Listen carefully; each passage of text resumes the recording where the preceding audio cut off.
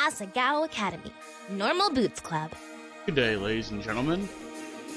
We're back with this time a live episode of Nyttel's Lost Book Club.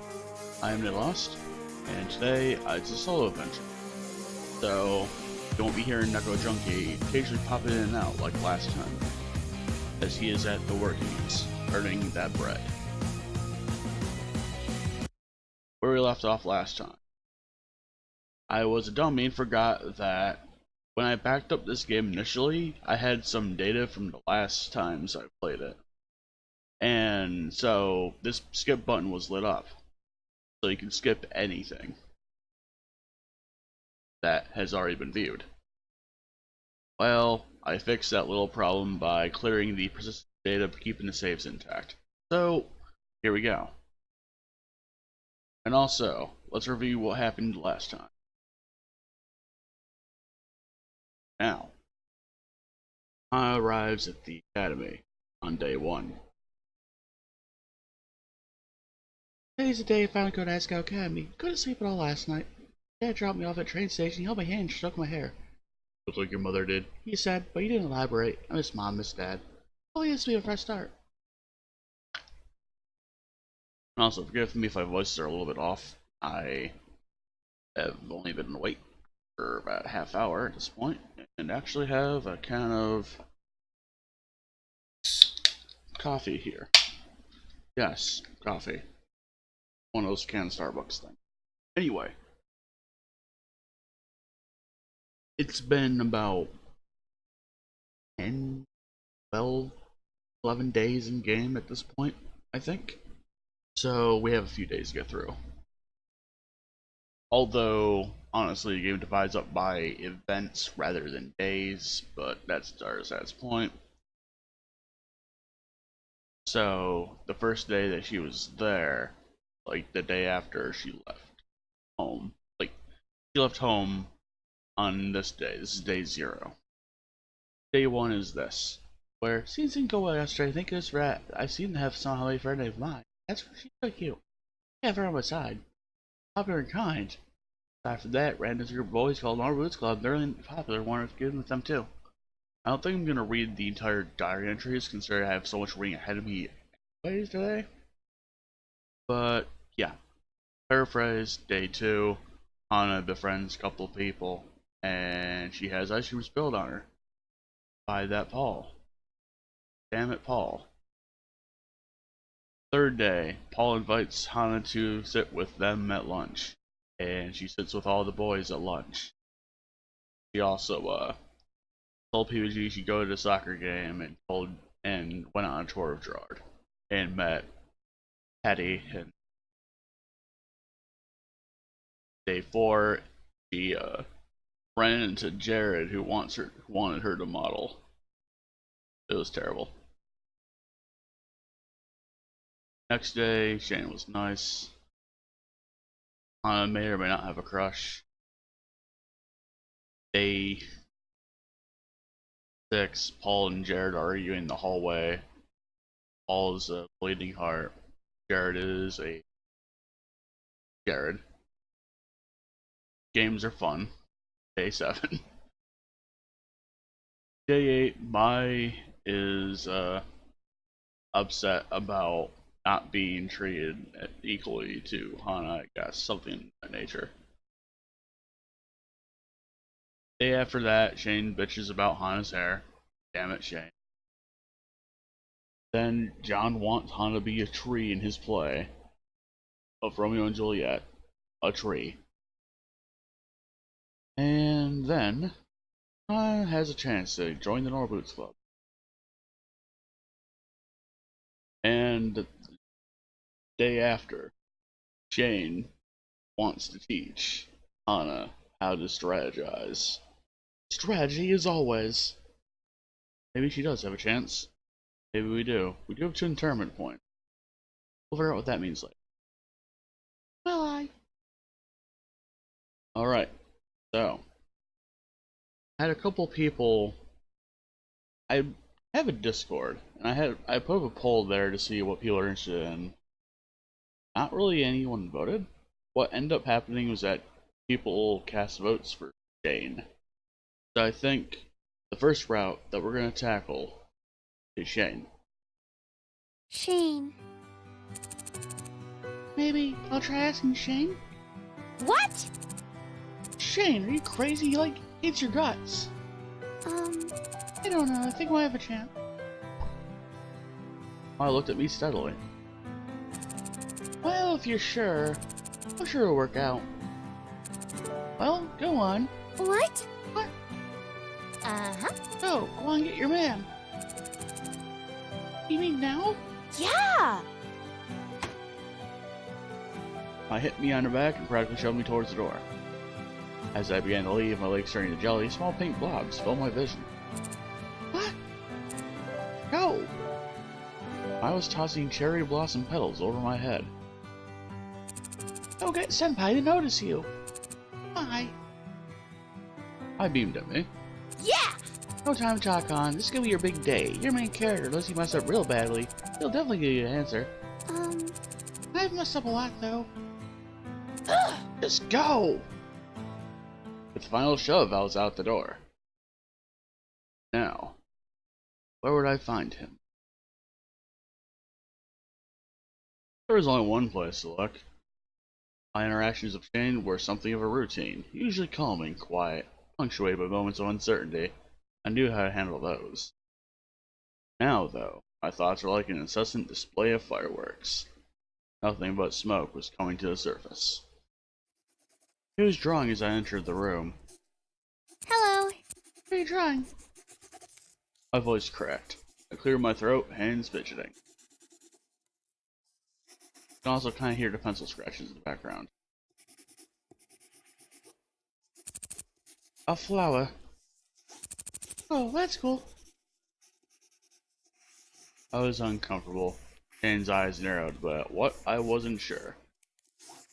He leaned back to look at his rough sketch and spun his pencil in his fingers as he continued where he left off. Did you know? Did you know the town of Higginbana is said to have been founded because of the kindness of a flower? I think Satch mentioned something about it once. I don't know much about Higginbana since I haven't been here long. Want to transfer too, remember? Oh, right. Is that why the town's so obsessed with flowers? He shrugged and kept drawing. I stayed silent, hovering awkwardly over his shoulder. This is the perfect moment to ask him. We were going to talk about flowers. Come on, Hana, grow a pair. Hey. Hey, so about the flower festival. My throat caught and I coughed to clear it. Shane glanced at me, then turned back to his sketchpad. He drew 2 more lines quick succession, then slid his drawing to me. I hadn't gotten a good look at it until now, too caught by my own desperate thoughts. It was a detailed flower, one that I occasionally saw lining the walkways from the dorm to the classroom. Yes, that's where they have the flower festival. To Hana was written at the top. Don't people give flowers to ask each other at the festival? At least they were supposed to. Apparently it wasn't done anymore, but... Really? Does this mean you want to go to a flower festival with me? I don't know. Nice face. Maybe, maybe not. A drawing of a flower doesn't mean anything. But Shane messing with me, he crossed his arms, turned away, a slight blush on his cheeks. Ah, that's a shame. I guess I'll have to go with Jared then. No, What? don't do that. Wait, he asked you? I raised my eyebrows at him, then he sighed. Okay, I'm sorry. I do want to go with you. I was just trying to study your expressions or something. Hmm. I told you I have trouble drawing girls, and here you are with a girl face. There's no other reason, alright? He was trying unsuccessfully to hide his face, rubbing his chin as if perturbed. For once, someone's face was pinker than mine. Yeah. I'm perfectly fine with that. I'm just glad I get to spend time with you. Okay. Yeah, okay. Let's go together then. He waved his hand dismissively, still avoiding my eyes. I grinned. I knew those reactions. He couldn't get away with being shy around the shyest girl on the planet. Thank you. No. Don't thank me. He gathered up his things, dropping them and knocking them all around more than usual. Bye. Anyways, I have someone to be, so I'll see you tomorrow. See you later. Alright. He shot me another glare, then dashed from the room. I woke up late the next morning, day of the flower festival. I was listening in anticipation, but because of that, it took me forever to wake up. Now it's almost noon, and I rubbed my eyes as I rose. Hana. Hey there, sleepyhead. Good morning. I'm actually gonna update the title.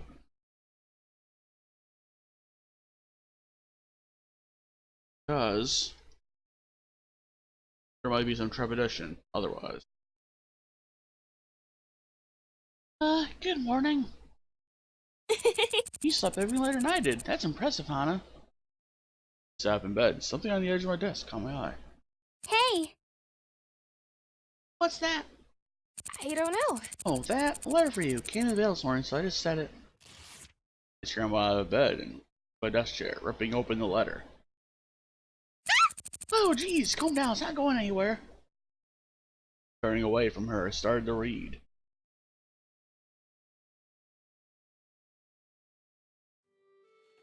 Little Blossom, how have you been doing these past few weeks?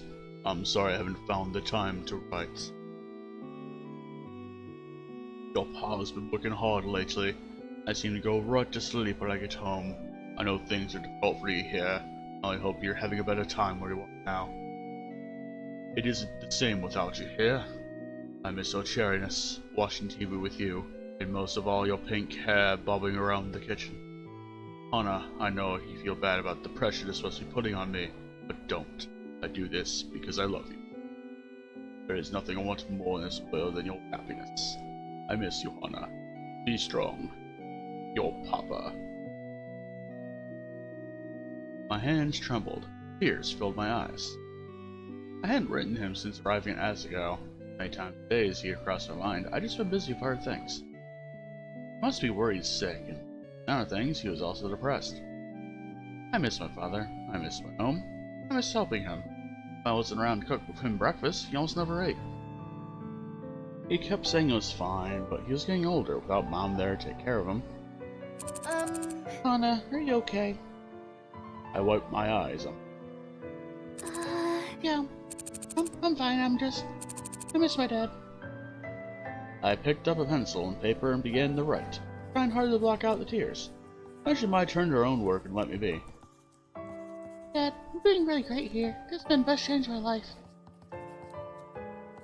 I have a best friend and I might join a club. I even have a date.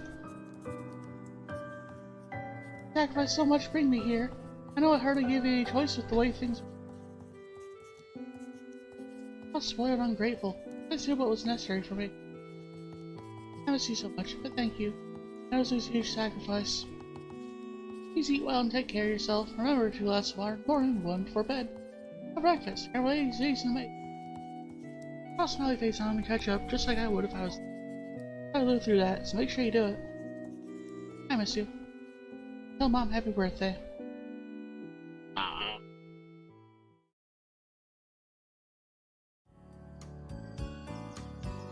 I waited for Shane outside Primrose's house, watching the sun as slow crawl towards the earth.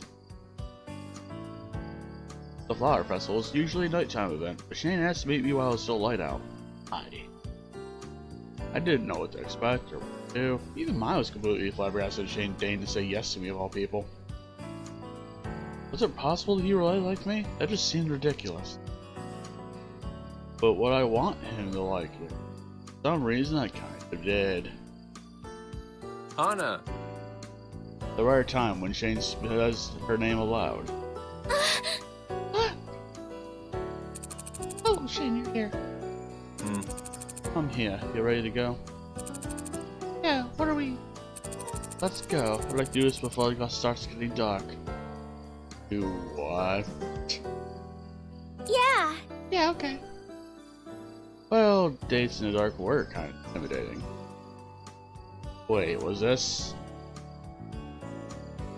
Shane led me through the campus in silence, the stones in the air only emphasized by buzzing anticipation.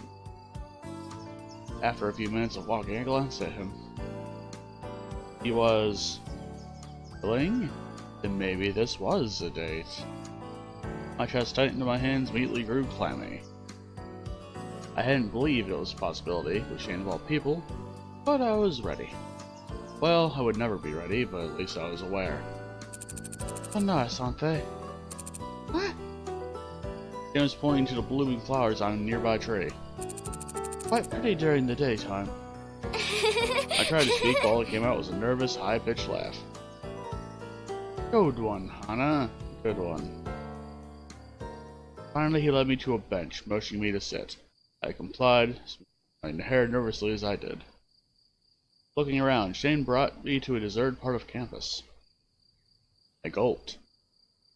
Shane set down a small backpack that was slung over one shoulder and sat down on the other side of the bench. He cleared his throat and stared down at his hands. I've been wanting to do this for a while. You have? Was he going to kiss me already? I scooted a little bit closer to him on the bench. He didn't seem disturbed by it. A good sign, right? If it's not any good, I don't want to hear any complaining, okay? Yeah, of course. I drew in a deep breath to steady myself. I wanted to shout, "Just kiss me already!" I was already nervous enough. So, should we do this? Yes? He unzipped and started to riffle through his backpack. At a time like this, really? He brought out a very small bag, then dove right back in. What was the preparation for? And then he finally looked at me and...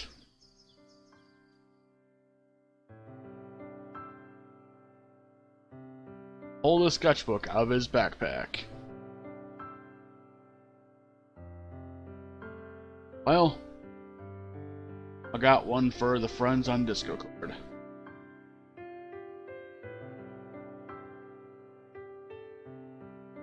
Draw me. He wanted to draw me. Still okay? You're going to have to sit without moving for about 45 minutes. Yes, I agreed this after all. Why else would we have gone to Flower Festival together? Right. He flipped a few pages through the book, stopping on a blank sheet. I nodded slightly, trying to keep my head mostly in the same position to make it easier to draw. He didn't talk much, only letting out the occasional grunts of concentration. Sometimes he laughed when he saw he made a mistake, furiously erasing it afterward. 20 minutes later, the light changed. The sun was setting. Shane frowned and held the sketch pad away from his face. I guess it's fine. Can't really keep going with the light like this. Okay. I watched him pull away all his things without another word. So, was that it? Was this festival really just an excuse for Shane to draw me? Did you want to do anything else then? He shrugged. Not unless you did. Well, I did. You did? Yes, I did. I want to play some games, eat some food, and do festivals things, so are you coming? I mean, I guess I didn't have anything else planned. You insist and everything. I can't leave you alone out here in the dark. You don't have to come if you don't want to. Yeah, well, let's just get going. Heck. We wove into the stalls, sound all the while. Busying myself with moderating decorations and lights and people, trying not to think about how I was going to spend my time with Shane. I was so used to seeing school-age people, I forgot about families and the elderly. It was refreshing to feel like I was in a society, not a school. Hey! This is also your first time at festival, right? Since you're both the only transfers? Well... I transferred last year. This is the second festival I've been around for, but the first I've gone to. You didn't go with anyone? I was new. Festival was early in the year. Didn't have any friends then, unlike you. The Lord looked like he was going to say something else, so I remained silent. He looked at me, then stuck his hands in his pockets. What did you want to see? You want to eat something? Oh, maybe later? I'm not hungry right now. Check out the game stands? Unless you want to eat, I'm fine with that. I'm good. I wanted to make sure your growling stomach doesn't distract me.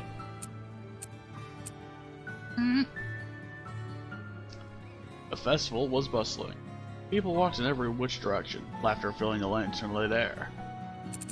Let's go to the ring throwing booth. I'm good at that. He pointed out a deserted booth hidden away in an awkward spot and head on over. Mr. Saitomo peered out from behind the counter with a wry smile on his face. Welcome, welcome. Buy 3 rings, get 4th one free. Up to 12, what a steal. You're our 10th visitors, I'll give you this ring for free too. Wow, I'm so nice. Hang on. He turned to me. Which of those prizes do you want? I'll win it. What? Well, don't you want anything? Just a few minutes ago, Shane was openly rude to me. Now you wanted to win prizes for me? It's not what people do at festivals like this. I don't know. Oh, I don't know. I'm good at this game. I can totally win something.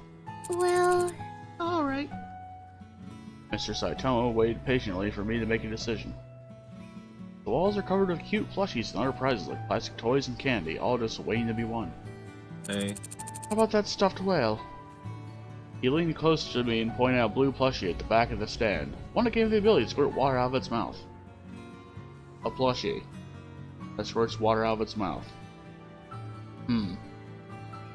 Wouldn't the plush material just get wet and get mottled and you have to clean like hair? I don't know.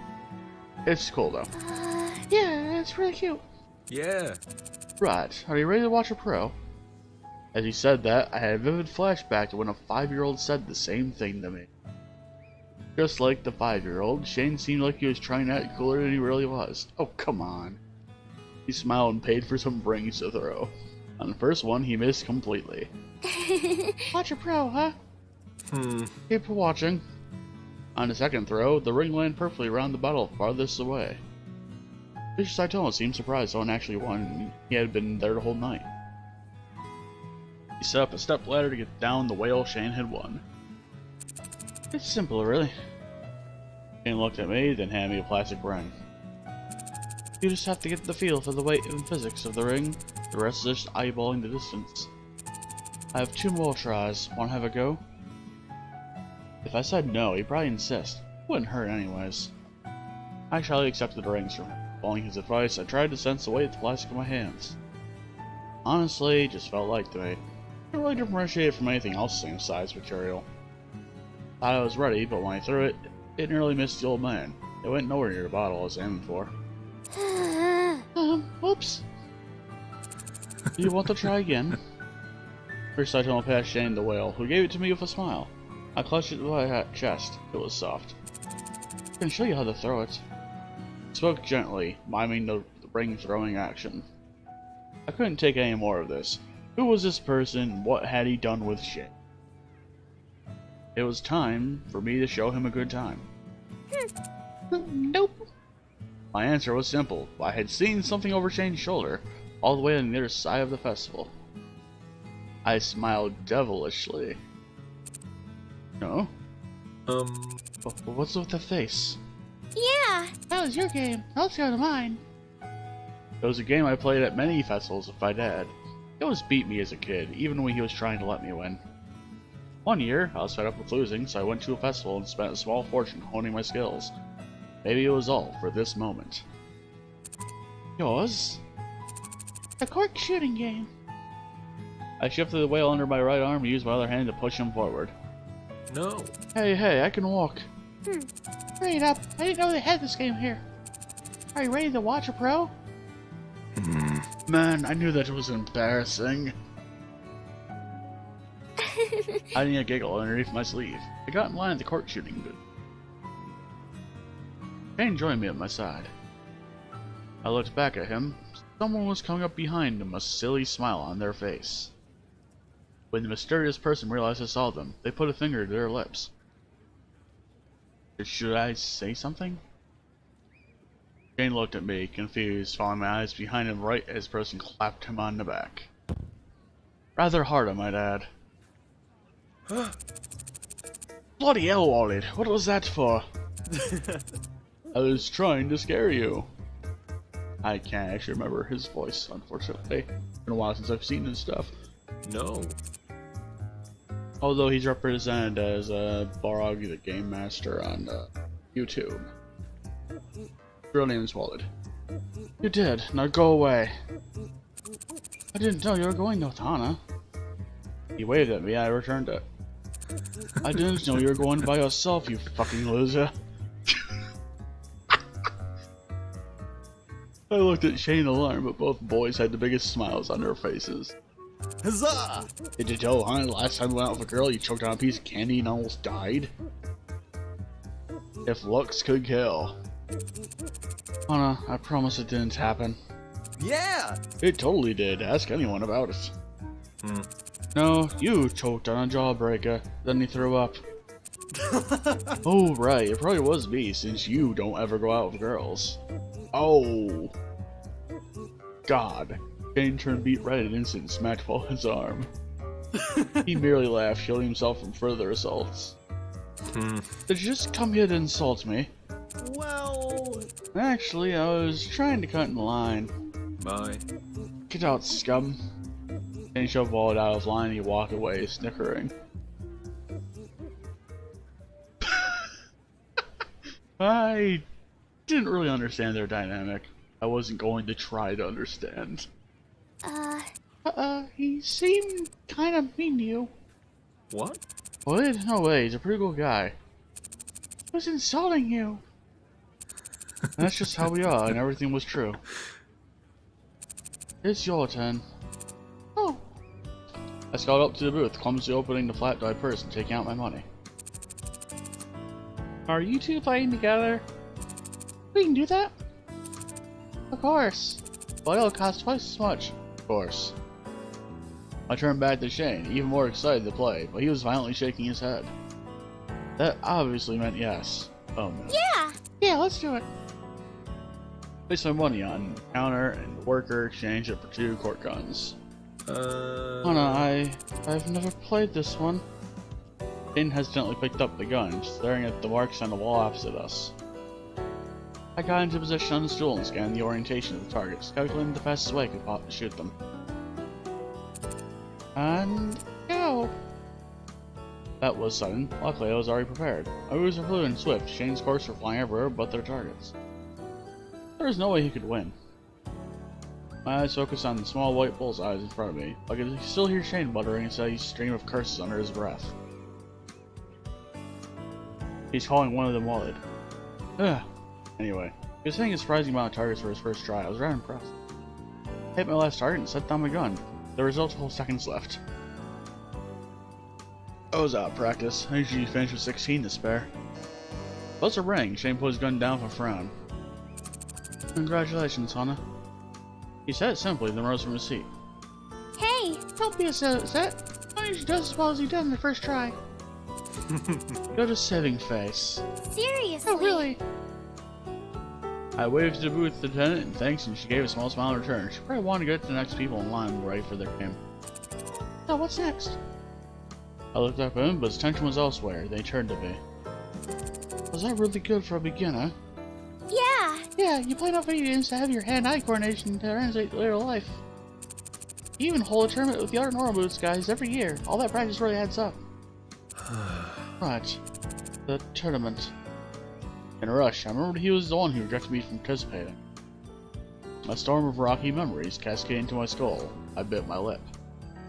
Shane barely even wanted to come to the festival with me. He didn't want me in a tournament either, he just wanted to sketch me.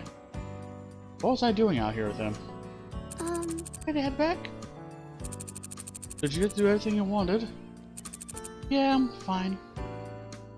We strolled back home, again cloaked in silence. It seemed a bit like Shane wanted to say something to me. Maybe he wanted to apologize, we could up to it? Finally, we stopped in front of Primrose House.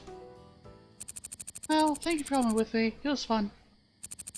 Thanks for letting me draw you. Of course. I started back into the dorm, only to feel something tug on my arm. Wait. I turned to face him again, and my eyes fell to a flower in his hands. He held it out to me, its petals trembling as much as his hands were. I got this flower for you. It was the same flower he drew to ask me to the festival. I thought you would like it. Thank you, it's lovely. Shane smiled in response. I was almost blind with his radiance. You should really smile more often. But, Shane, were you planning on this the entire time? Bye. A variety of face changes. Anyway, good night. He turned on his heel and stalked away. I smiled to myself and headed into Primrose's house. Maybe there was more hope for us than I thought. And so, we are officially on Shane route. As of now. I did belong in the tournament, and I was going to prove it to Shane.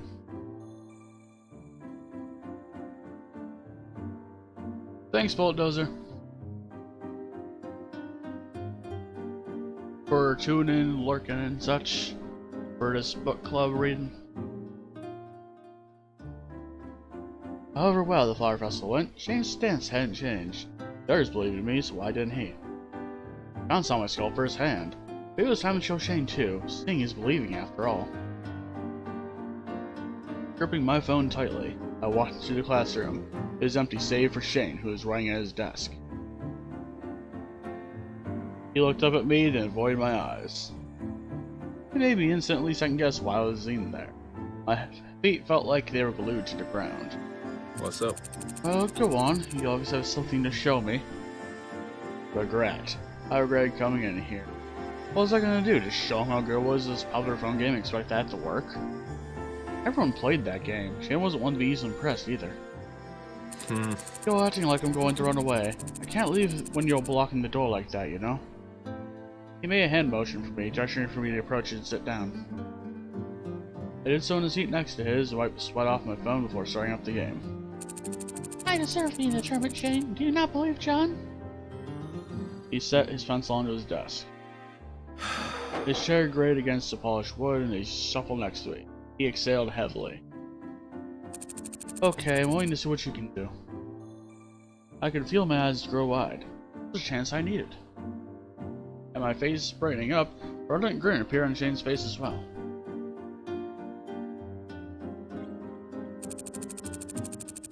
And this is one of those text boxes that will actually dip in the title, which is weird, because it's a really big box.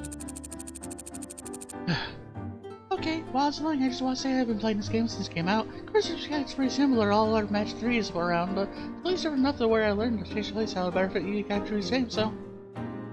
Shane put a hand up and mouthed the word breathe. No.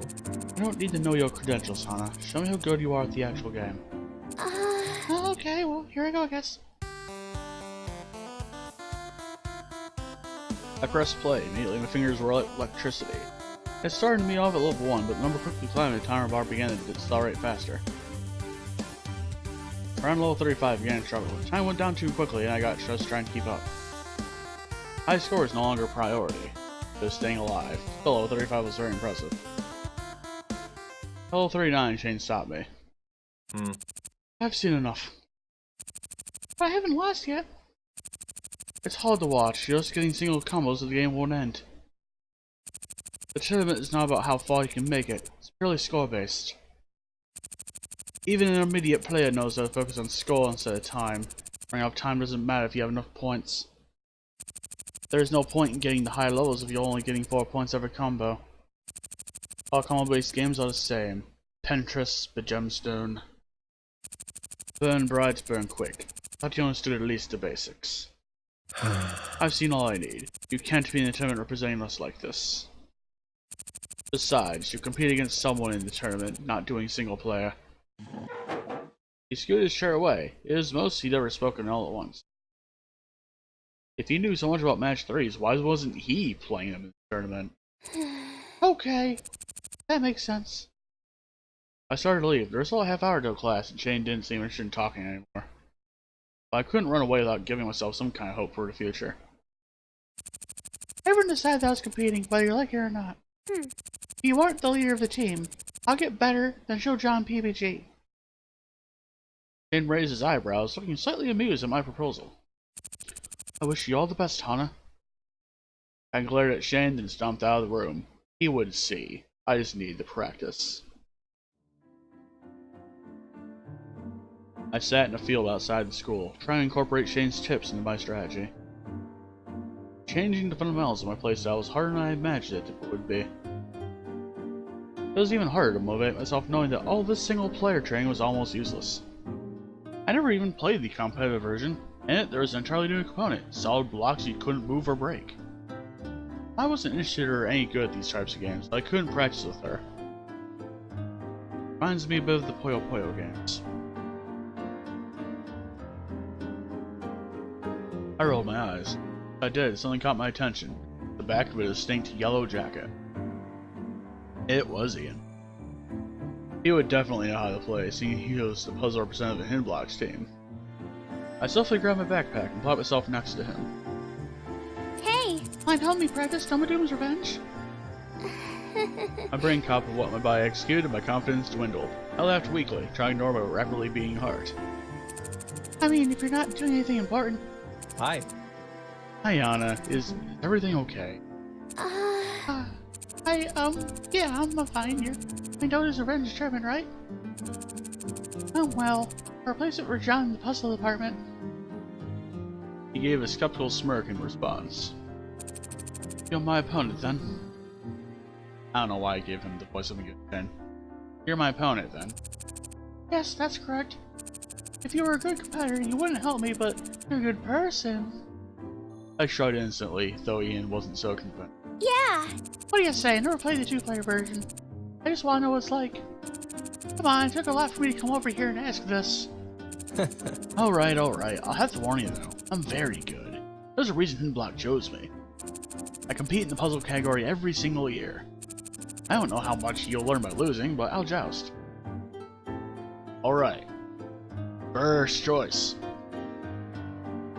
So, as Hana said, it took a lot for her to come over here and talk to Ian.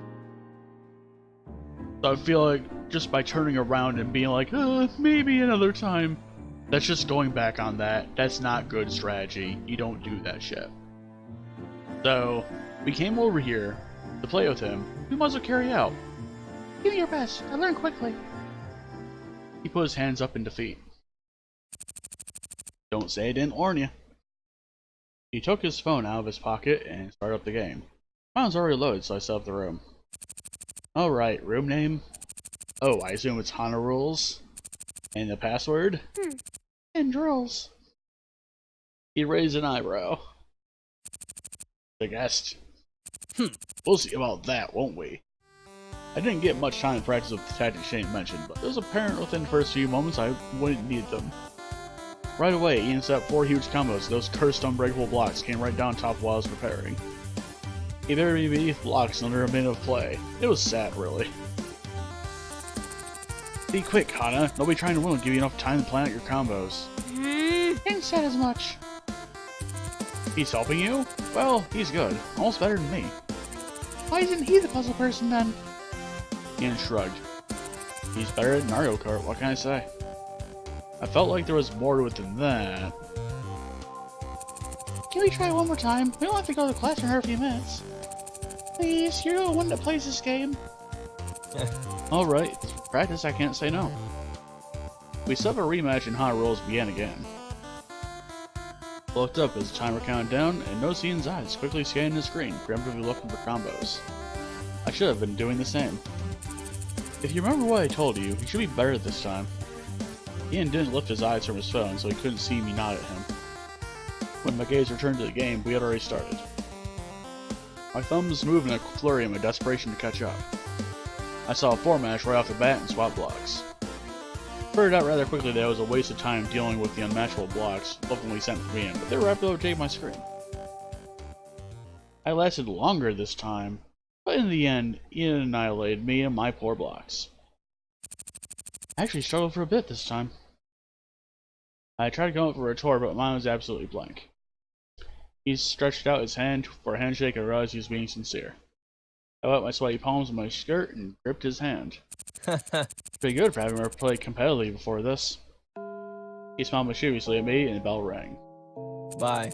We should get class. If you need anything else, you know where to find me, Challenger.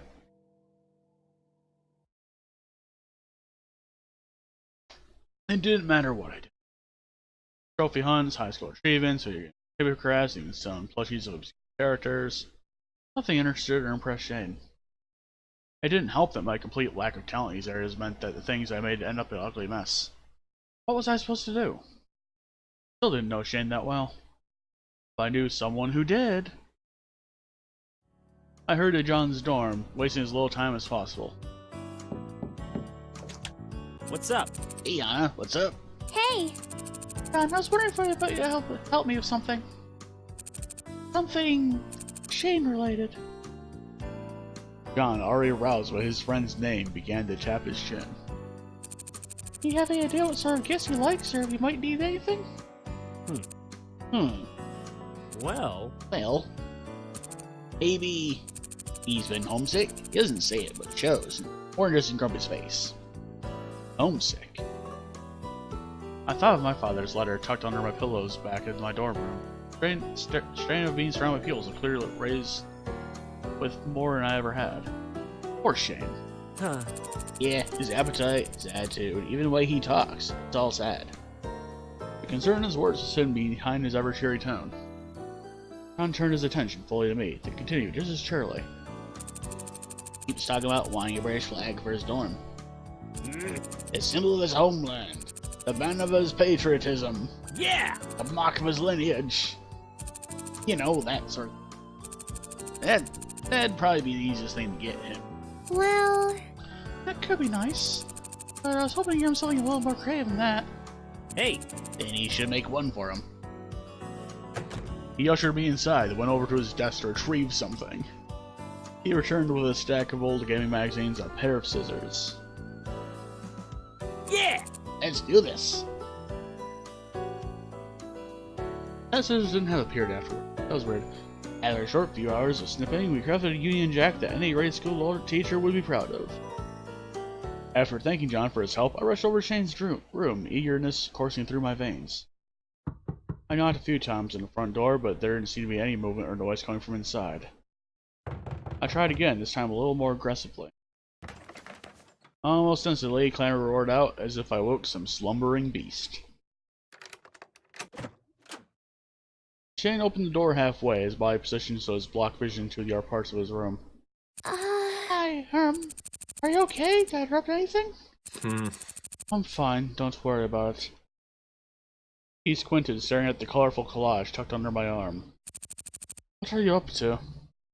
I stepped away from the door, unfolded the flag, and held it out as if it were going to be strung up then and there. Shane's look intensified into intrigued disgust. Is that? yeah. Union Jack. John told me you'd be feeling a little down because you've been away from home so long, but... His disgusted glare lifted from the flag to me. What? Why are you bothering with stuff like that? Why go through the trouble? My hands retracted, crumbling the flag at its edges. I was trying to do something nice. I didn't want to get you something you didn't need or want, so I asked to make sure. My heart was beating fast, and my body started to feel warm.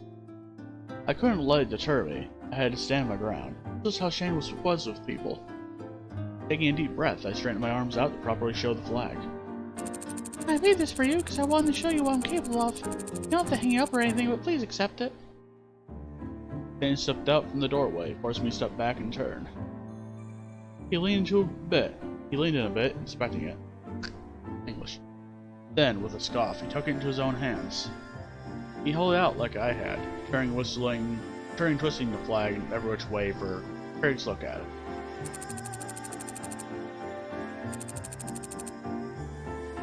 I get that it's strapped together, but it looks like a ransom letter. It was an understandable complaint. John and I didn't exactly cross-reference our work. Our use of faded out-of-print gaming literature didn't help either. He shook his head, then folded the flag over his arm. Still, I guess it's not completely horrible. I suppose I can use this until I get something better. Really? Really? Thank you. I mean, you're welcome. Maybe I was just seeing things, but I thought I saw him flash a smile. My aura was being quicker than ever, but it felt completely different from when I was nervous. I hope you like it. Shane went back into his room, giving a small wave before shutting the door behind him. It took me a minute to realize how quickly he had accepted the flag and brought it back in with him. Like a troll, preparing to bring things into... What? For a few seconds, I was just standing there, listening to my own heartbeat. The heartbeat is actually picking up on the desktop audio.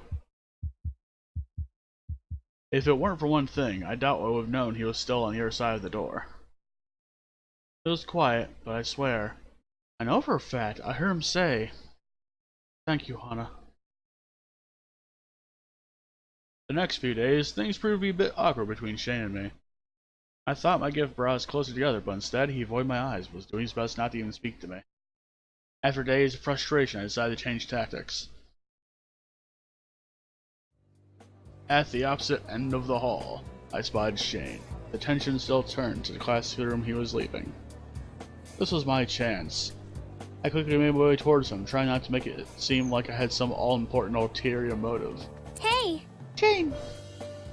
I unconsciously lifted my hand to greet him, only noticing because he responded with the same motion. Huh? Hey, did you know?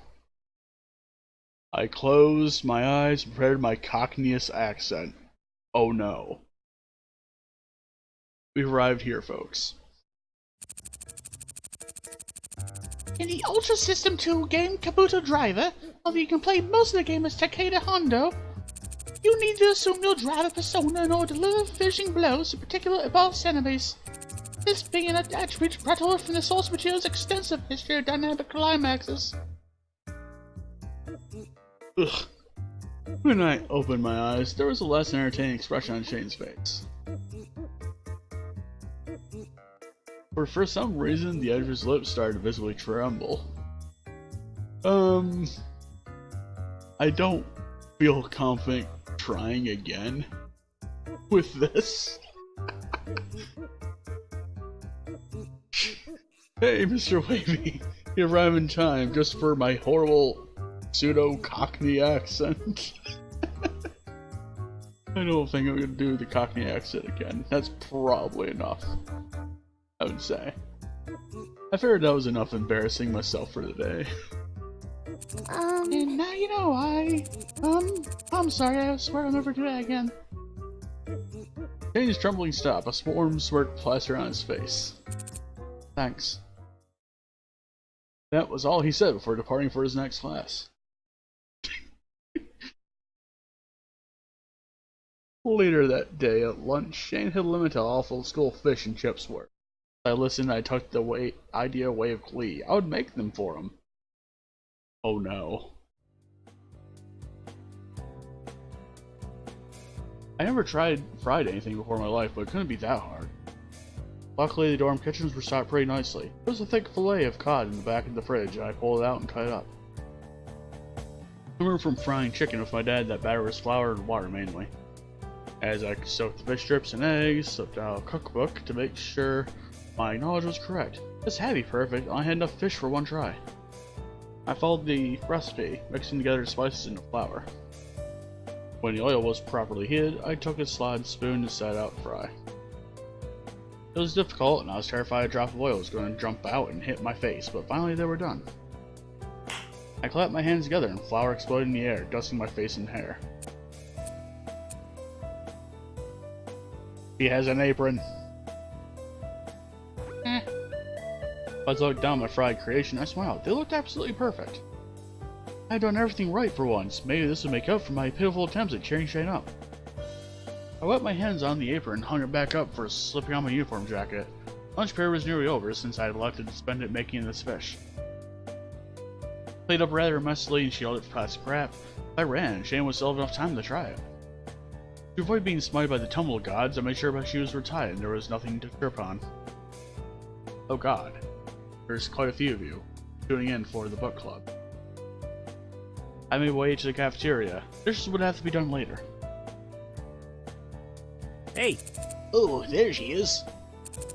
Told you didn't forget about us. I slid into the seat next to mine and pushed a plate to Shane, trying not to make eye contact with anyone.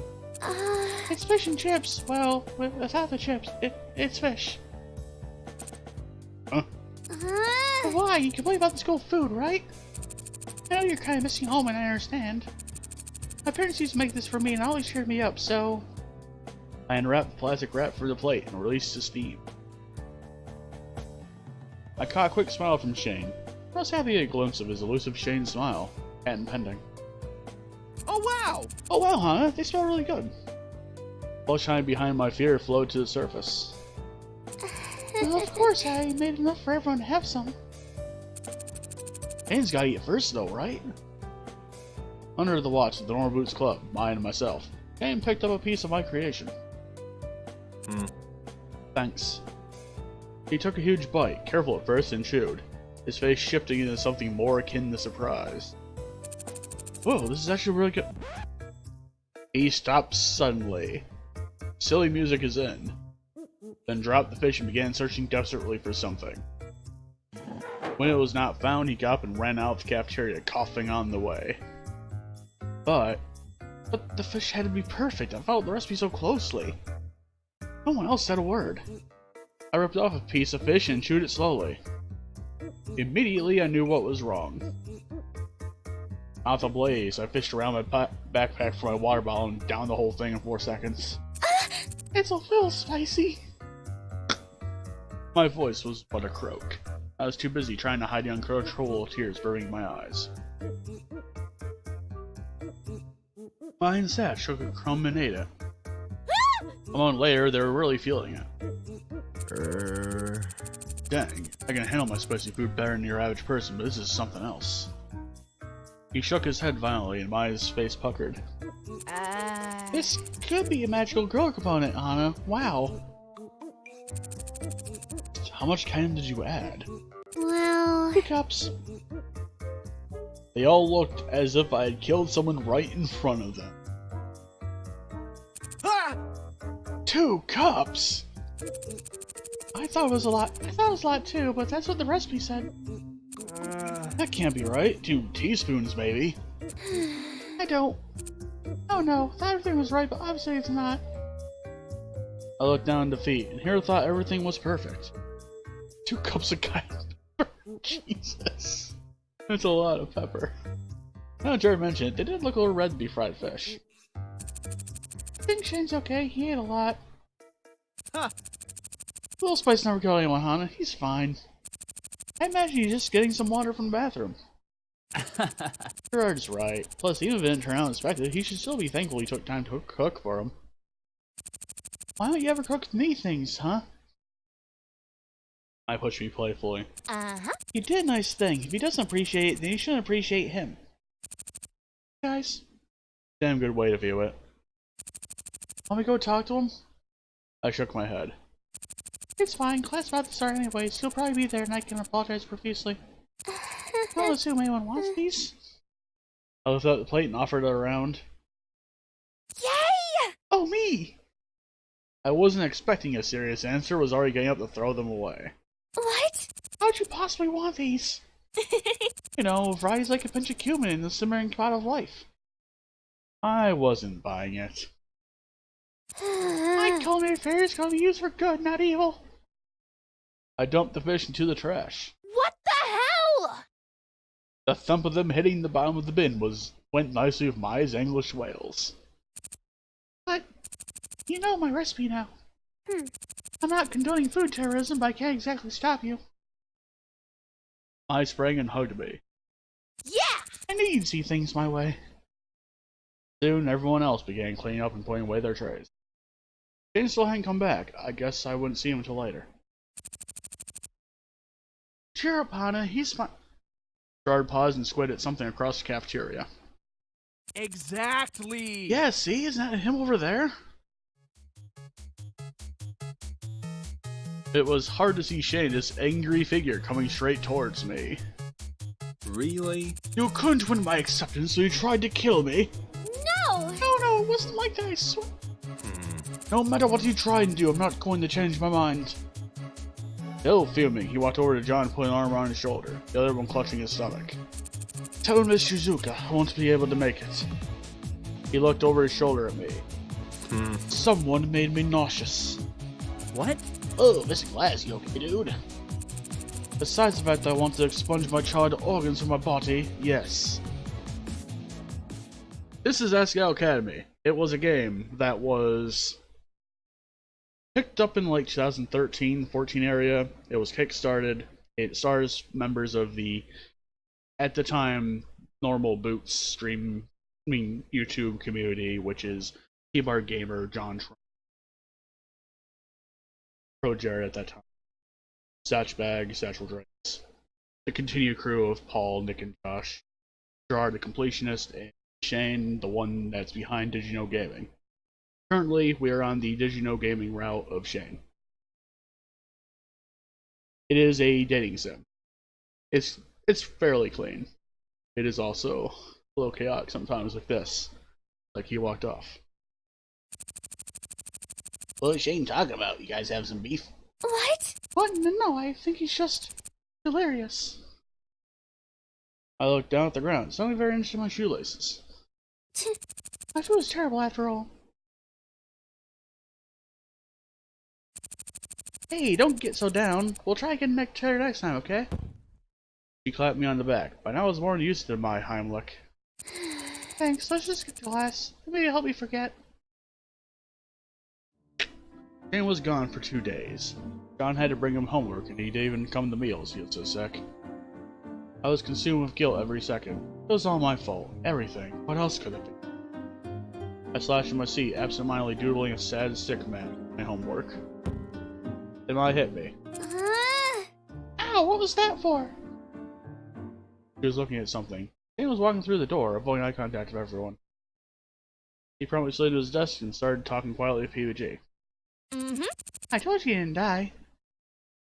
I did this thing where she tried to whisper, but ended up not doing it at all. This sounded like an exceptionally breathy statement. PBG looked over at us. My eyes went to my desk faster. No, I know I didn't kill him. My retort was a little rougher than I meant, and my smile faded. Sorry, I've been stressed. I wonder why he's gone so long. It was just Pepper. Does he shrivel up when he touches Pepper like a slug? I stuck out her tongue and curled her arms in front of her like a blend between T-Rex and a 2,000-year-old mummy. I couldn't help but laugh. But slugs, it's salt, not pepper. Okay, fine. It was like a snail, not a slug. Happy? She curled up again. I didn't even try to correct her this time. I had to apologize to Shane as soon as possible. Today was the only day, and would probably be the only day, where I would ever want to work in a group, just so I could run over there and get over with. But the class ended up being a silent lecture, as boring as ever. Hana? Hana Mizuno? I snapped out of my stupor. The class went completely silent. Yes? You'll need it in the front office. I froze. No one ever got called in the office in the middle of class. Have my spicy criminal ways finally been revealed? I don't understand why you can just wait until after class, but you're free to go. She sighed heavily and shrugged. Is anyone ever even running this school anymore? Gather your things. There are 5 minutes left for class. Just go to lunch after you finish your little trip down the hall. I quickly packed up. As I passed her desk, Miss could licked her thumb and picked a sheet of paper off her desk. Homework. See you tomorrow. The second I took the paper from her, she continued her lecture from where she left off. I went to the office, ready to admit my wrongdoing to headmaster or whoever would be there to scold me. I gave the slip of paper to the girl, who was for some reason working the desk. Hi, Hana.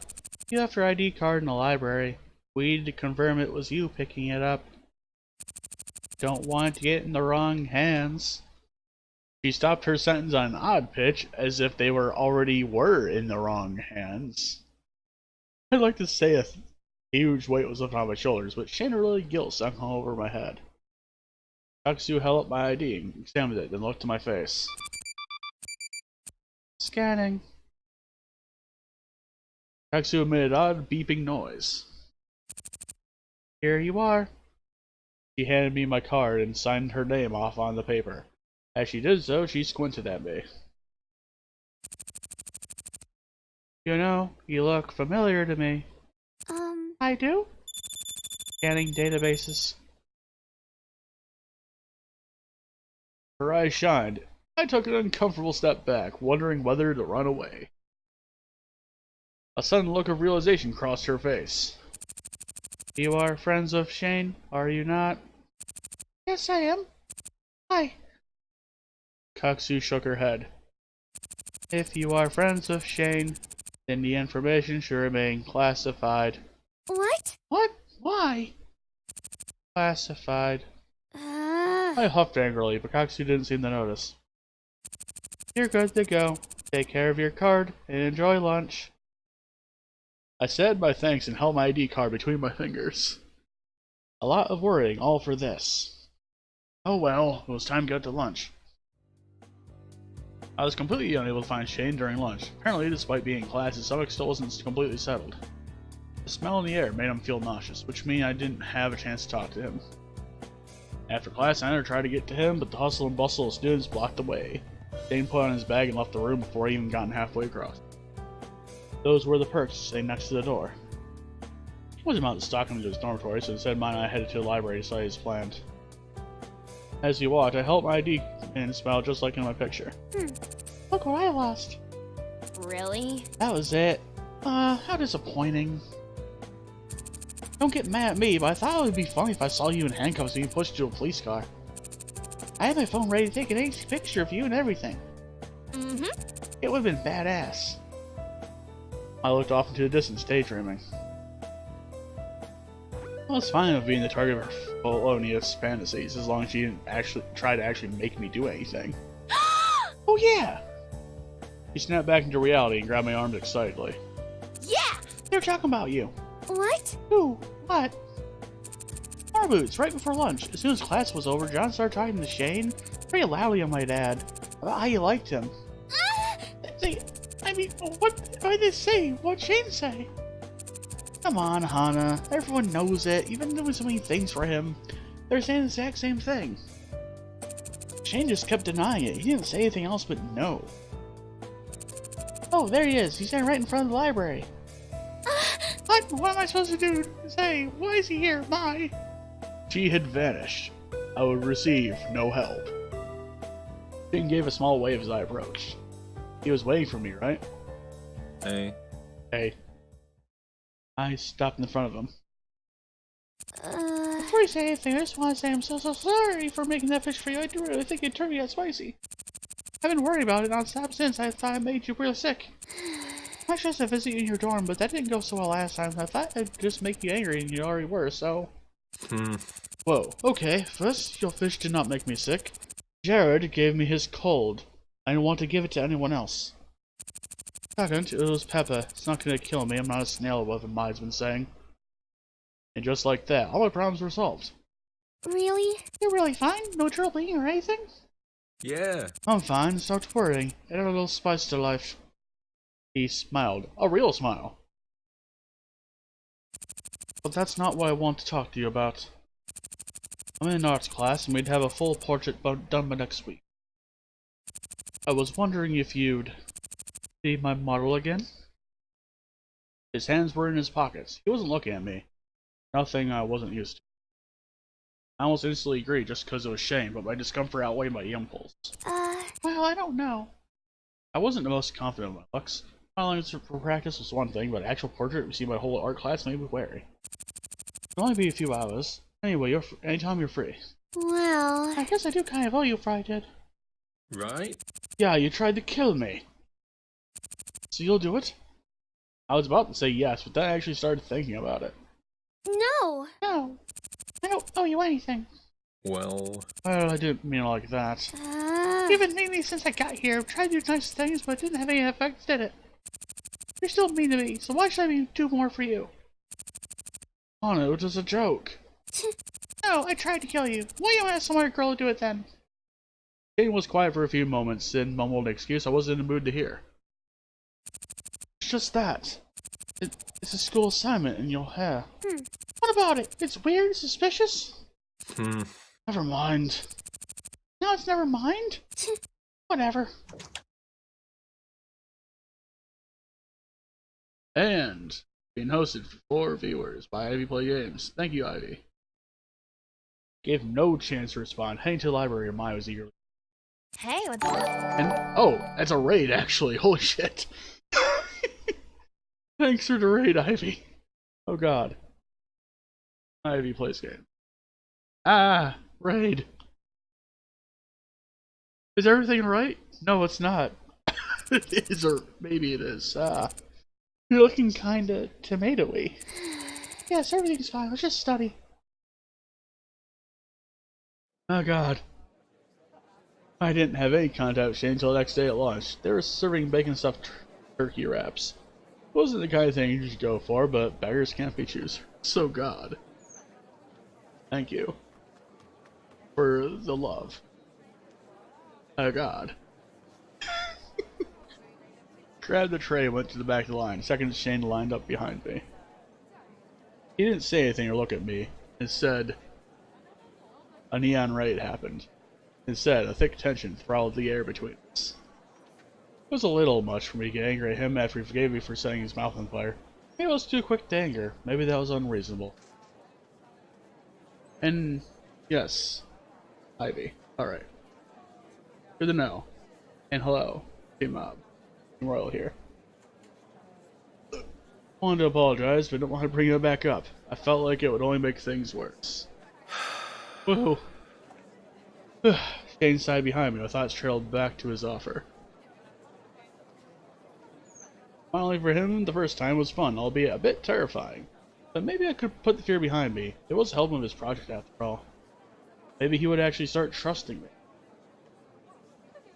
Yeah, right. As if that was going to happen. Hey. I know you didn't give me bad food on purpose.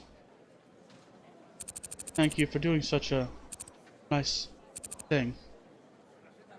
Sounds good. Enjoy the food. Make sure it is not. Make sure if you're making it yourself, if it happens to be fish that's fried, do not use 2 cups of cayenne pepper. Use 2 teaspoons, not 2 cups. Other than that, have fun.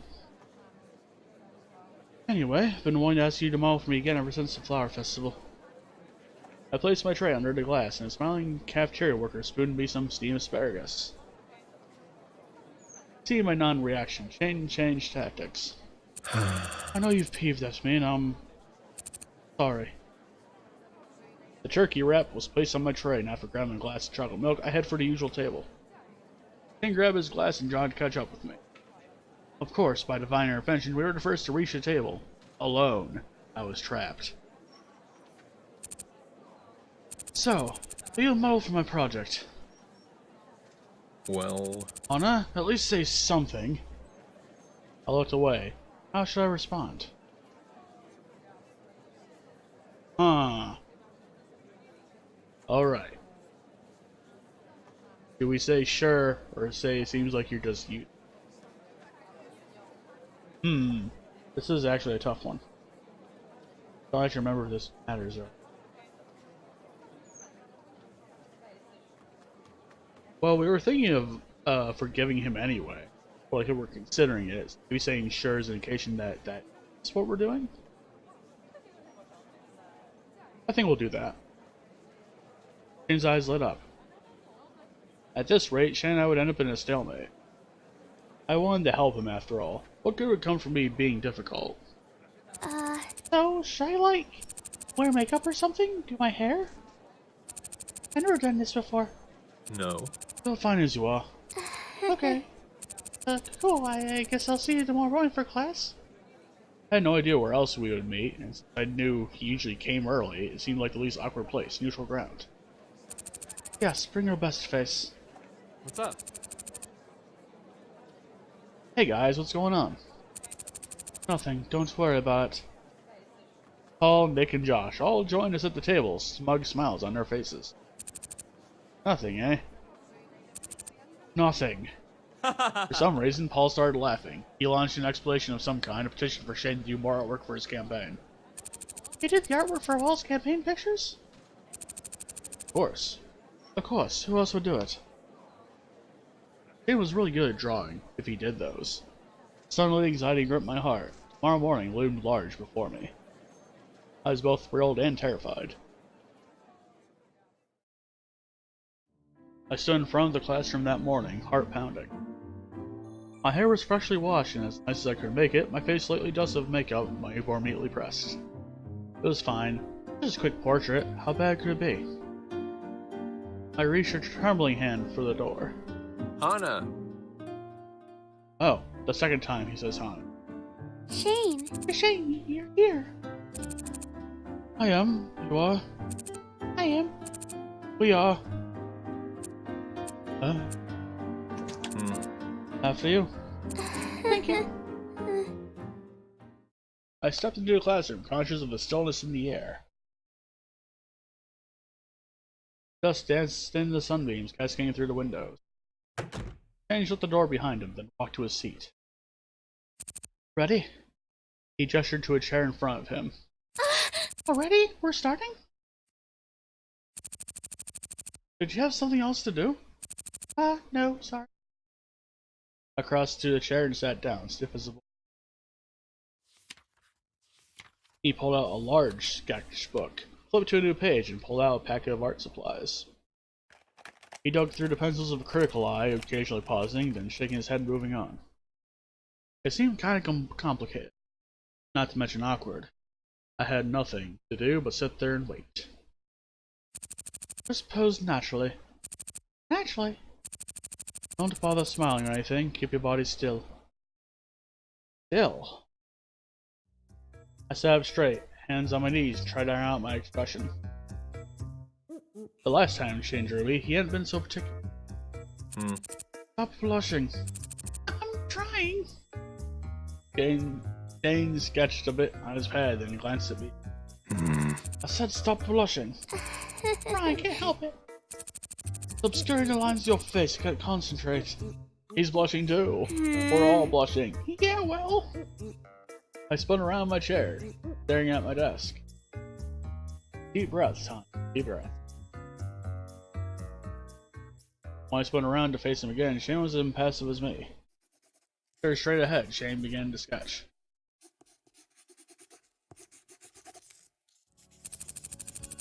Your chin to the left a little. Not your whole head. Okay, my chin skirts my head. I can't move one without moving the other. It was a little awkward. He wasn't good at expressing what he wanted, and I wasn't good at understanding what he meant. Tilt your head slightly. I tilted my head, and he nodded, turning back to his paper. This was weird. We weren't talking outside of him giving me orders, and I was afraid to move my mouth for fear of messing up his drawing. Also, my nose itched. I know that feeling. I started to squirm, my legs tossing to and fro because they were the only body part I could actually move.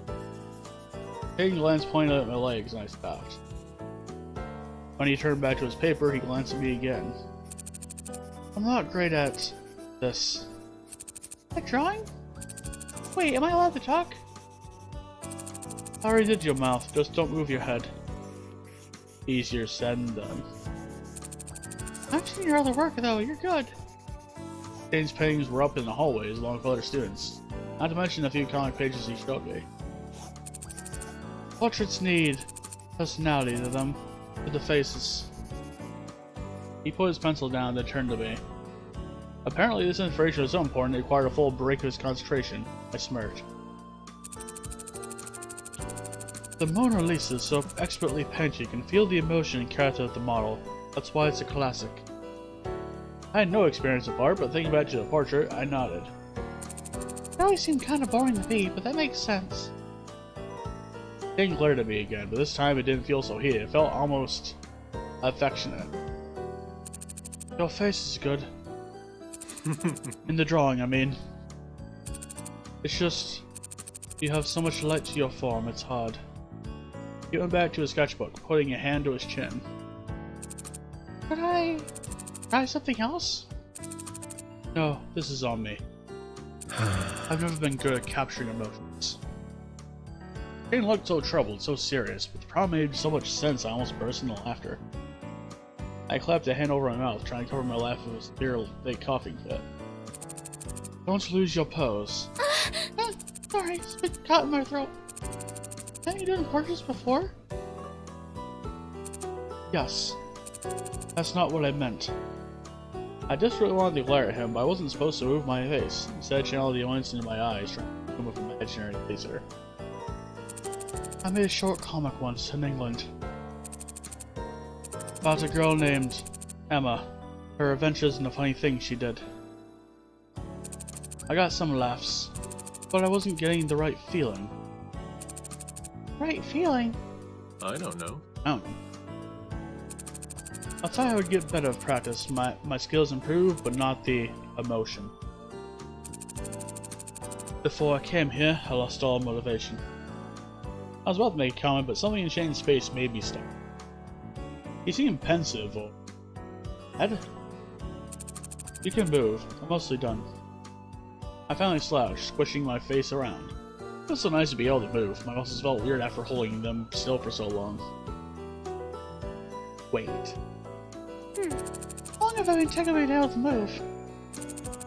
Not important. He chuckled, leaning so close to the paper that I could see his face. Maybe I just liked looking at you. What? What? I'm done. He rolled his shoulder, leaning back for a better view at the page. Despite saying he was done, he continued scanning the drawing, eyes narrowed. How's it look? I tried to peek at the sketchbook, and Shane immediately shifted over to block my line of sight. Hey! He glanced at me, then at the portrait.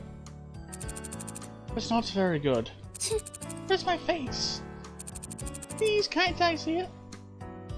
Shane turned to me, face set, as if to tell me off, but when he saw my eagerness, he hesitated. Then he sighed. Don't laugh.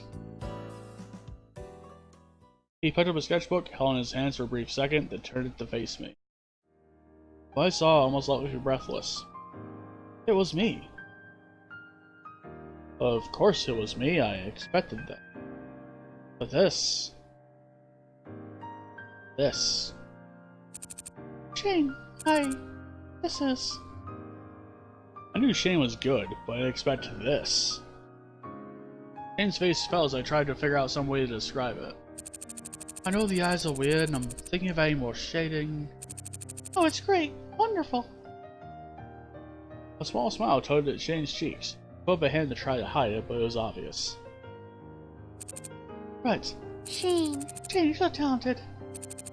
I see your comics now. Do you still have copies? I threw most of them away. It wasn't that good. You should start again. I lost motivation. I had trouble with expressions. Use my face. I said before I even realized what I was offering. He looked intently at me, then glanced at his sketch. It does kind of look like you. Really? What's her name again? Emma. You two are alike now that I think about it. Really? We are? You both get excited at the drop of a hat. Oh! Hold that face. He pulled a notebook from his backpack, then lifted a pencil to the page. I stared at him in confusion. Wait, hold that face instead. His pencil skittered across the page. I wondered whether Shane's lack of a skill for expressions was because he hadn't observed enough of them, or because some range of expressions was concentrated. Ugh. Coffee. You drawing a comic? Not yet. 15 seconds later, Shane paused, going back to his sketch, snickering.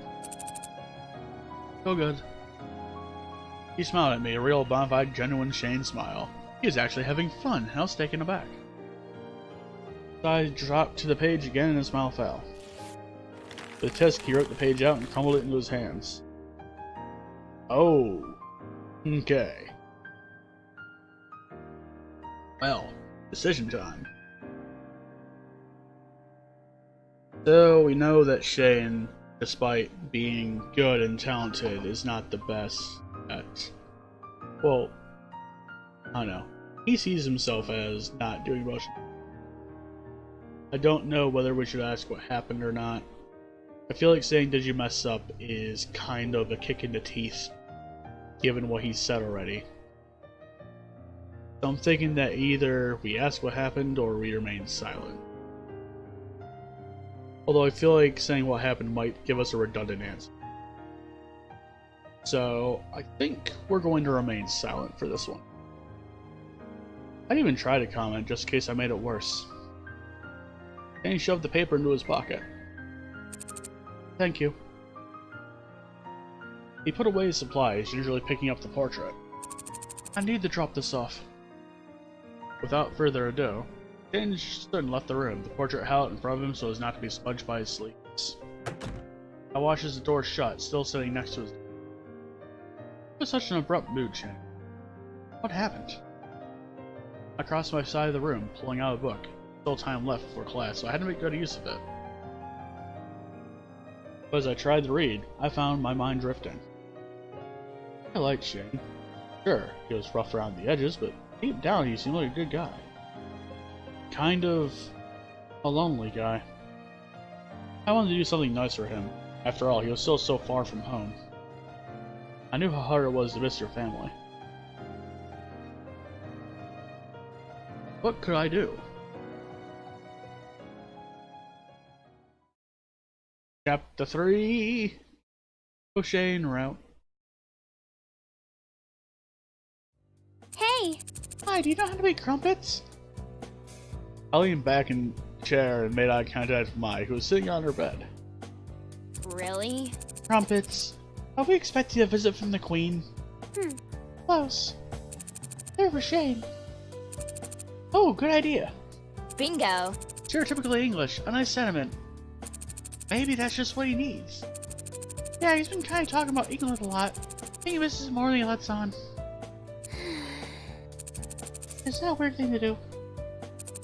Well, maybe. Obviously just trying to think of him. No one in their right minds get mad at that. I nodded. Also, I don't know. Huh? I don't know how to make crumpets. Oh, I'll look it up. Thanks. Whoa, whoa, whoa. You're gonna make them by yourself? Yeah? Don't you remember what happened last time? Let me come this time. I jumped off her bed instead of using the ladder. She pointed to the door, hand on her hip. I'm in for a baking mood today. I appreciate the help. I could use a second set of eyes. Maybe then I wouldn't mistake the soy sauce for vanilla or something. Nice. Okay, so I have to bring these to life of warm water. I like that apron. Jane should wear that. Oh well, whatever. Anyway, I took off took her finger off the flour-covered cookbook and ran to sink of a measuring cup. I know it was whisking together dry ingredients, but mine had yet to start on the wet. It's already alive. We just have to activate it. Bread is alive? Yes, until you bake it, then the yeast dies. You're left with fresh bread. Oh. That's so sad. She mixed together the milk and the water. Ready to combine? Uh-huh. Yep. I glanced over at the cookbook on the countertop. Okay, it says pour it in slowly and mix continuously. Oops. Slowly? I glanced back at Mai. Her arms was empty bowl. The ingredients were drowning. You'd still be okay, right? I think so. I checked the consistency. I stirred vigorously for a few minutes, trying to make up for lost time. Finally, it out to a similar consistency. Kind of. Looks fine to me. I tilted my head, comparing it to the biscuit picture. Why am I saying biscuit? They're crumpets. Picture in a book. Yeah. It looks pretty alright.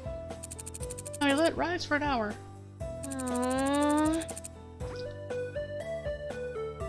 Sorry, coffee. Can't we bake it already? I'm hungry. Why, these aren't for us. I paused. No, I should get half of them. She didn't help me after all. I wish, but you have to let these fill with bubbles. Or something. I was eating tortillas. Tortillas sound so good right now. I checked my watch. 4:30 in the afternoon. In that case, you want to grab something while we wait?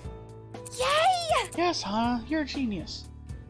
grabbed me by the shoulders and smiled widely. I took a few seconds to write "Do Not Touch" in capital letters on a sticky note, then placed it on her covered dough. I was about to follow Maya out of the room when I looked back.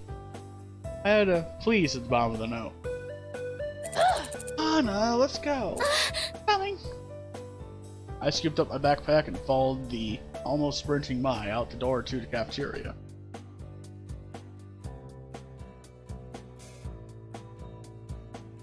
Time passes. When we got back, everything was exactly where we left it. Sadly, so too were our dirty dishes. I uncovered our dough, which was pleasantly plump. Mai peeked over my shoulder.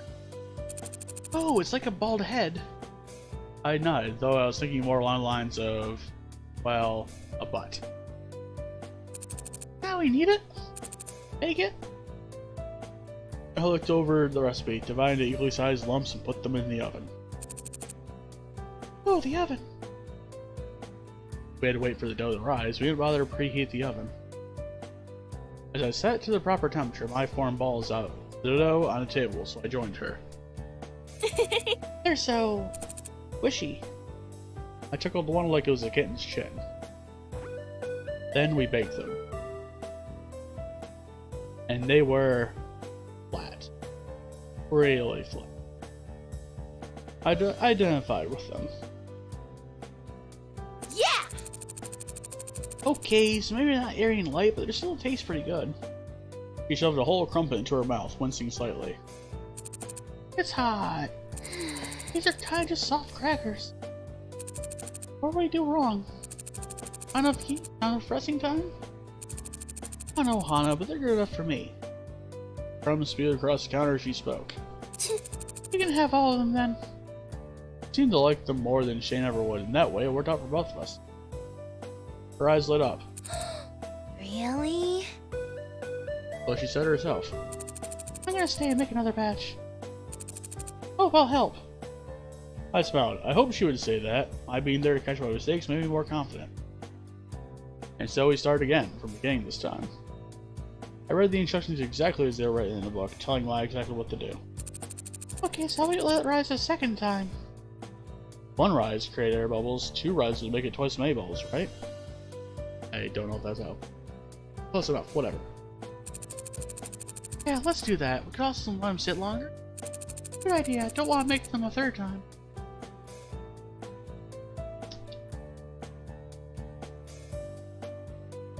After a few hours, checking between studying sessions and meals, we were satisfied with the size of the dough ball. Yeah! Let's roll them up! We split the dough in half, one for each of us, and rolled them again. Once we placed them on the tray and in the oven, started cleaning up. I had her head under the table. Are you looking for something? Came back up to look at me, banging her head on the edge of the table. She frowned, but otherwise had no other reaction, which was fine because I had punched enough for both of us. Have you seen a plastic toy around here? What does it look like? It's a small cat. Oh, like those itty kitties? Gerard collected those. You looking for a rare one?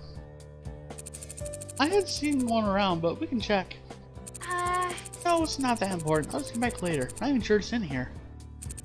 Go ahead and check it around the school. Want me to help? No, you need to watch crumpets. I'll be fine. Bye-bye. Good luck. I winked, then jogged out of the room.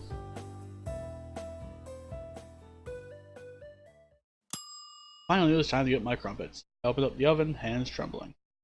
The heat fogged up my glasses, but the condensation cleared. Here, I saw pure beauty. They were perfectly shaped, risen and golden brown along the edges.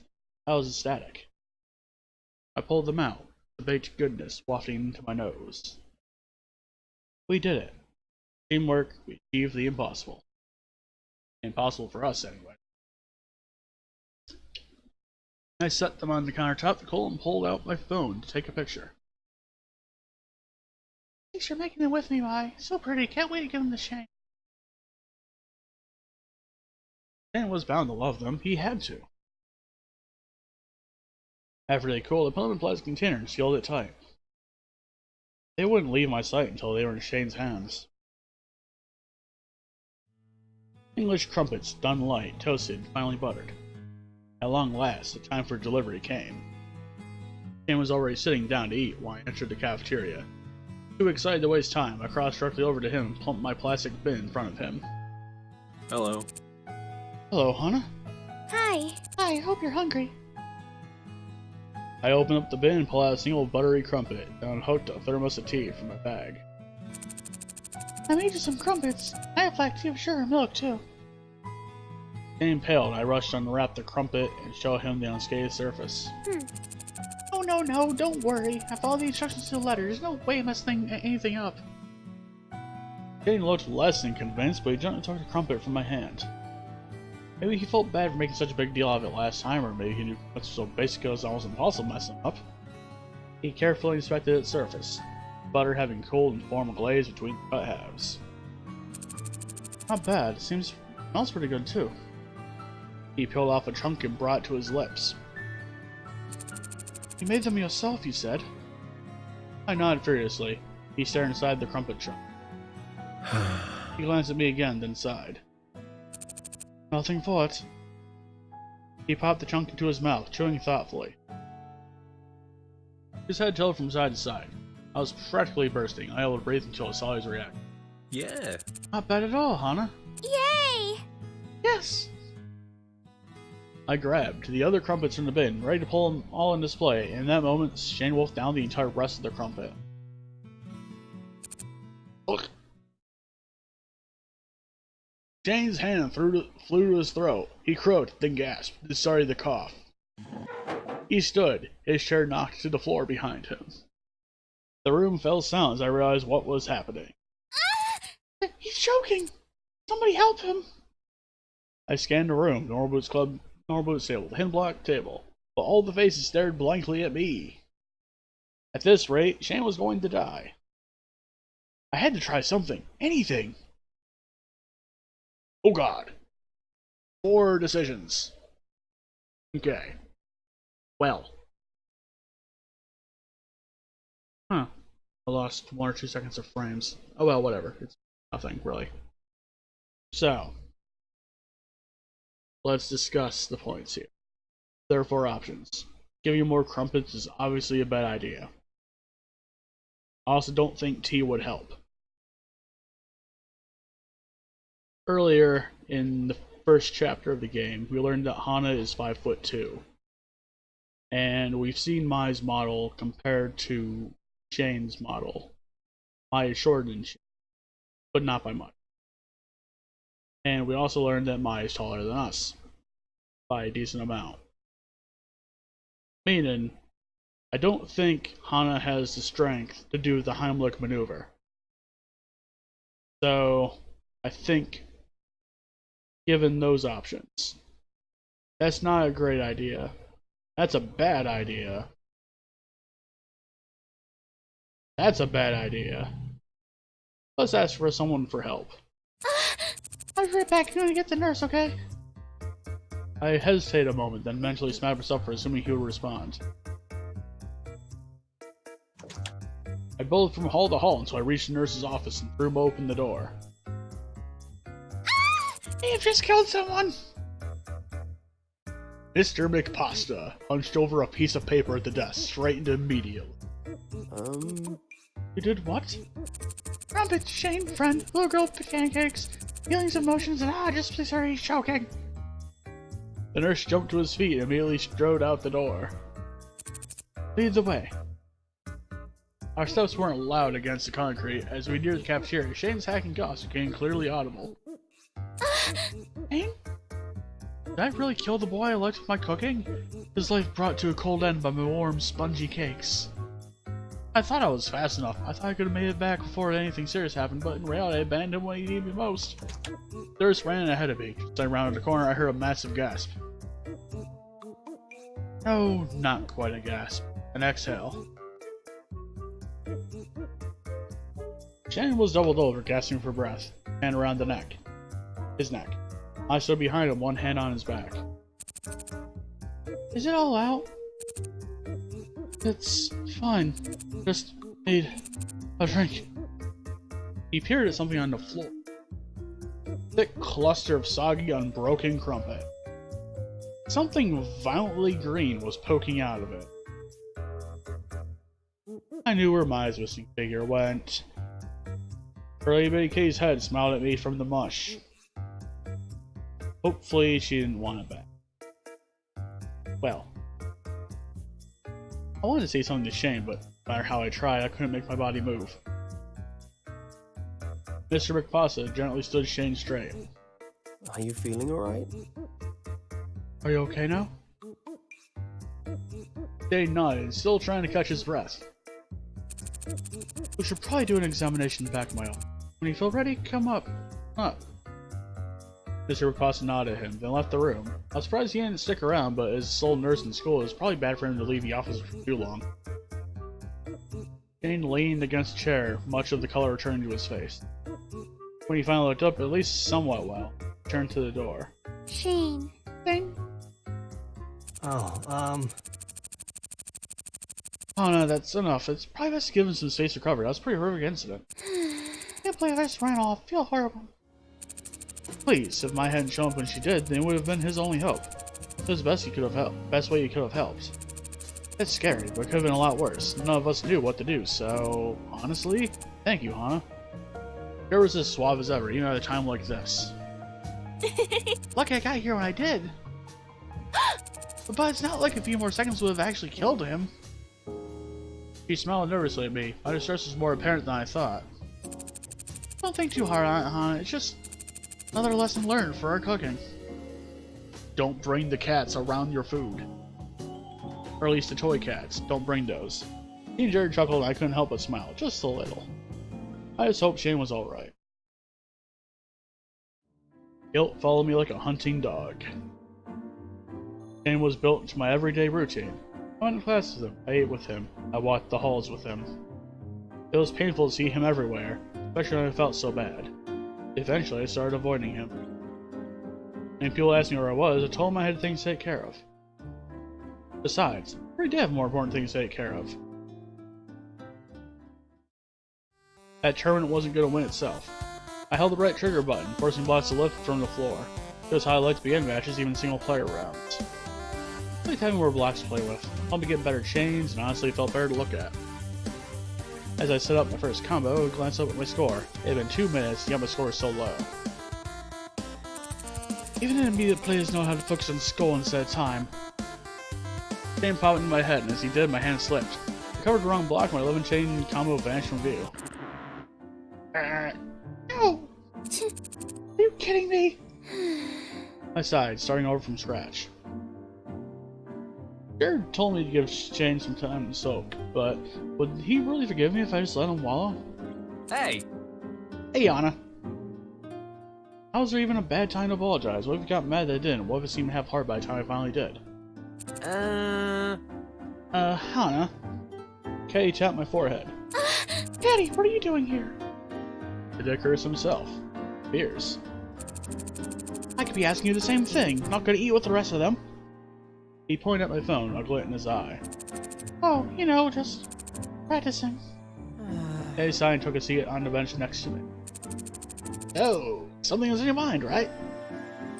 I heard about what's up with Shane. Is it really bothering you this much? I'm not sure what I should do. I want to apologize to him, but Jared decided to make things worse. I don't feel like it's the only option I have. Why do you feel like you have to? It doesn't sound to me like you have so much to be worried about. How much to be worried about? He doesn't even look at me anymore. He slumps around, completely ignoring me. He even turns his head away. It has to be on purpose. He lifted his brow at my sudden burst, but didn't seem shaken by it at all. He wafted his hand through the air as if dispersing a moment from time. Anna, you make it sound like you've been doing nothing but staring at him every waking moment. Does he even really give anyone any attention if they're not talking to him? I haven't seen anyone have a word with him for a good while now. Just as you said, he slumps around, dragging his feet, barely alive. Yet somehow he's more productive than ever. He leaned towards me, talking in a slight whisper. Shane's not the kind of person to hide his anger. If he really has a problem with someone, he'll do what he has to work it out. I should know.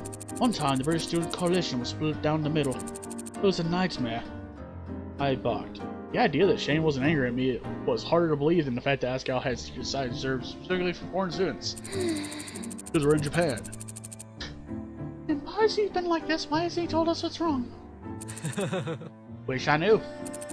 Whatever reason, he finds it easy to despair. No warning, no goodbyes, no anything, just the absence of Shane. Don't take it personally, Hana. Seriously, if he was mad at you, you'd know.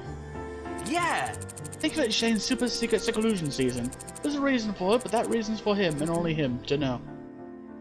I glanced down at my phone, small arms dancing across the screen. This was all true, maybe I should believe him more.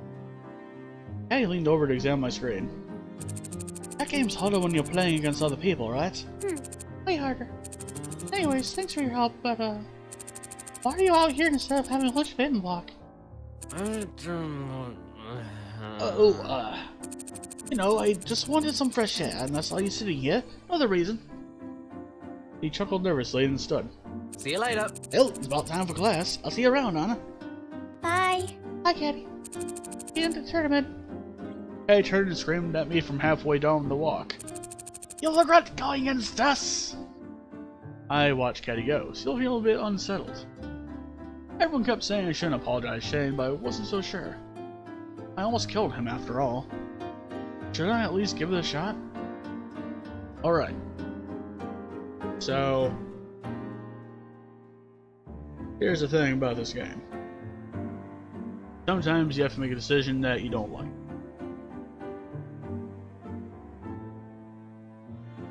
Usually, it's for decisions like this where it's like, okay, should I apologize to him, go against what everyone else is saying, or should I let it be and hopefully it works itself out?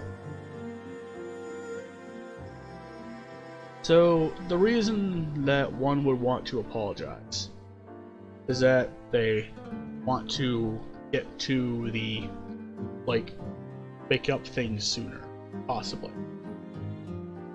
The reason of letting it be is hoping that you catch them off guard at some point. Apologize that way. Maybe tensions will have reduced by that time. I think we're gonna let it be. Because everyone else says, don't. It's just his season to seclude himself, and I think it's around that time of the year where he does that. So, let's let her be. I should just let him be. The others were right. He would come around eventually.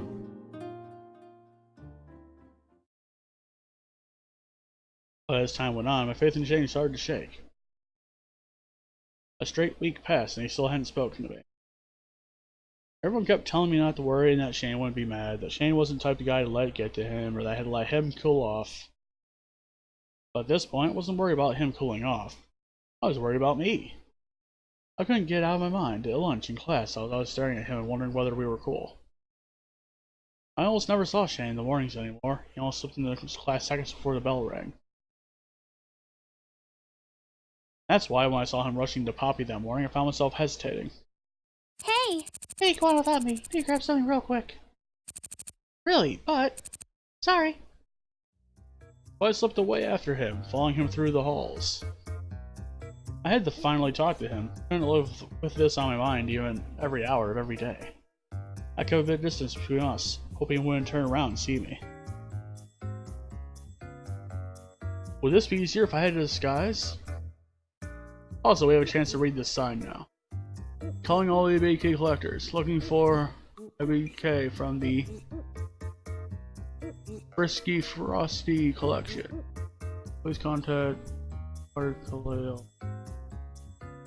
Crying Party, this Sunday. Primrose House, room 202. Bring your own tissues, BYOT, from Sad Girl. Don't totally suck at volleyball. Just go singers and are looking for new players for the team. I can barely read the rest of it. Asagao High School Host Club. Oh no. It's like Orin High School Host Club all over again. Fuck. Ugh. Would this be easier if I had a disguise? I have all the trash can in the middle of the hall. Colonel, how am I in a trash can? Jane turned up the staircase ahead of me, waited a minute before following him up to a heavy door leading outside to the rooftop. We have a rooftop? I had no idea this place even existed. Even Gerard, of all people, didn't show it to me on the tour. Was it secret? Was Susan not meant to know about it? I peeked out the window set inside the door, but all I could make out was white turquoise Shane's normal boots jacket. He was crouched over something. What was he doing? I took a deep breath and pushed open the door as silently as I could.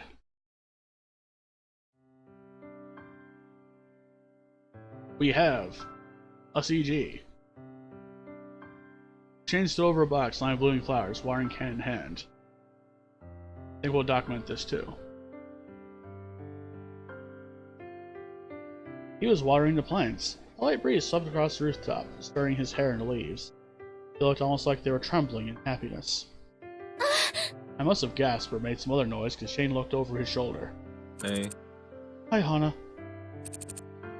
I'm sorry. Don't be. Are you? Ghana? Yes, I get up early anyway. As he turned towards me, his watering can swung with him. Little droplets of water shook off, dotting the con. Why don't you come and sit? Really? He stared at me blankly, and I hastily crossed over to a bench and sat down. It wasn't every day Shane was so open, after all. I clasped my hands together, watching Shane water the plants.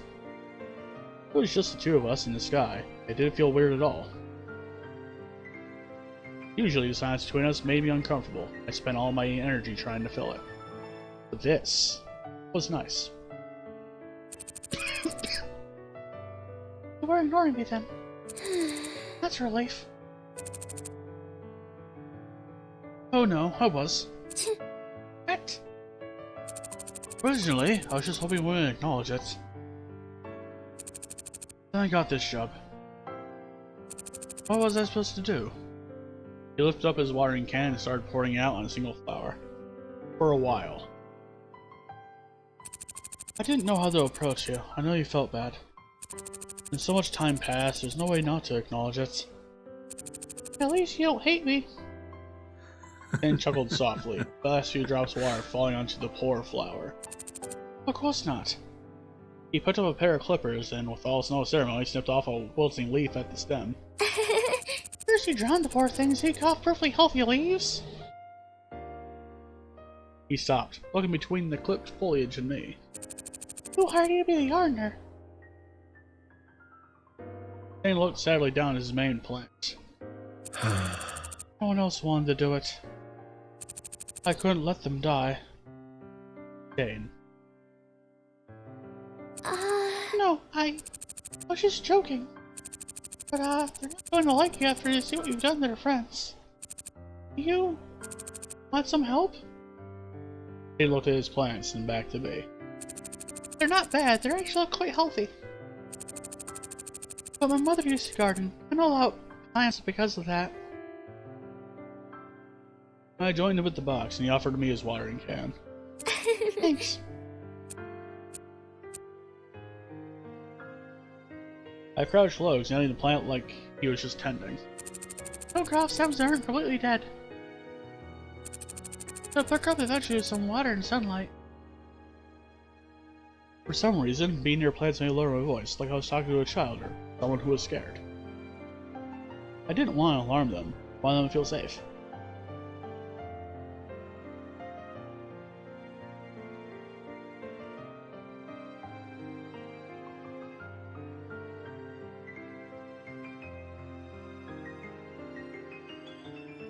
Sorry about that, I had to cough something. It was not great. So, hopefully we're back now. Shane nodded, staring hard at the plant. Knowing him, he was committing this information to memory. Maybe I should go with you in the mornings?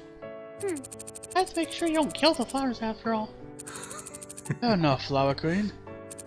Why didn't you tell anyone about this anyways? I didn't want to tell the guys. Now that I thought about it, I didn't blame him. They never let him live it down. It's really great you're doing this. It was nothing really. I handed the watering can back to Shane and he took it to a dusty little shed in a corner of the roof. I followed him to the door, scanning the garden as I went. Oh, an Asagao flower. A morning glory bloomed in the box next to me. No, they grew here. It's kind of the name of the school. That's right, Asagao Academy. Of course they have 'em around. It was the first one to show up this spring. My mom used to grow morning glories. She loved them. Does she garden a lot?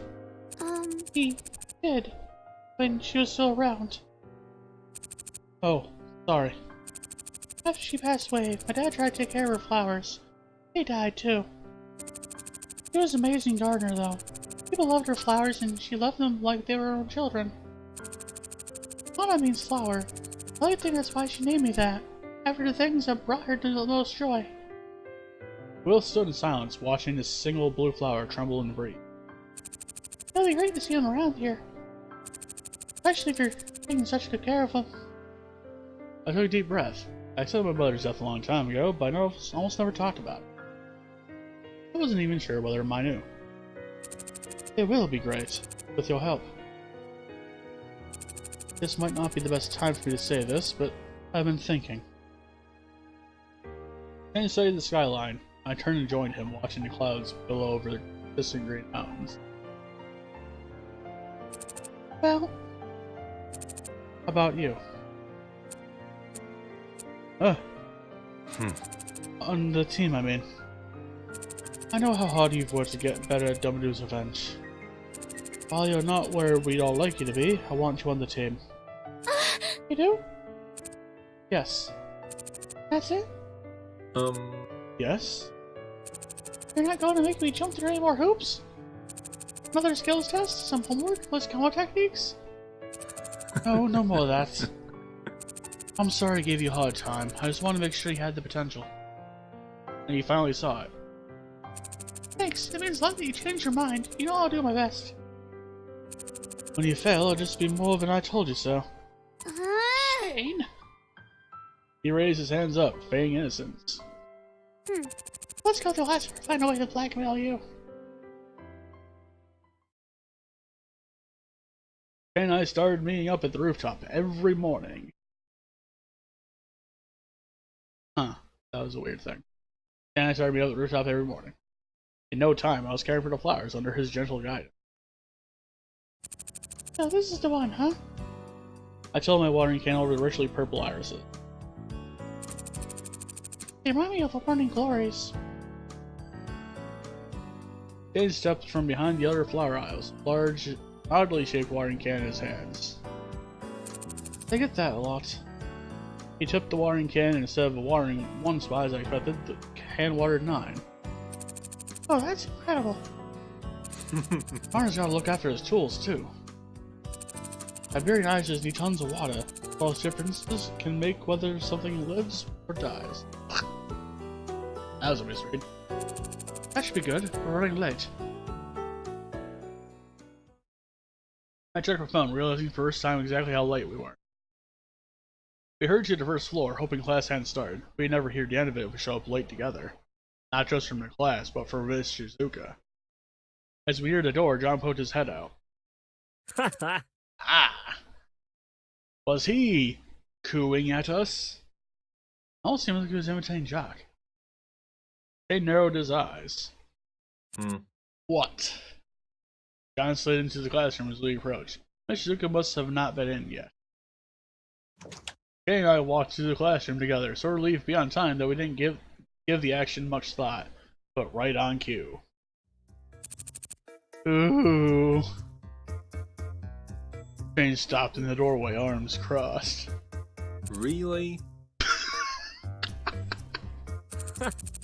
You two are together an awful lot lately, don't you think? You could call them a duo, maybe even a pair, or a couple. There was something about what they were saying that seemed rehearsed. Shane's glares could have pierced metal. I didn't think the others minded.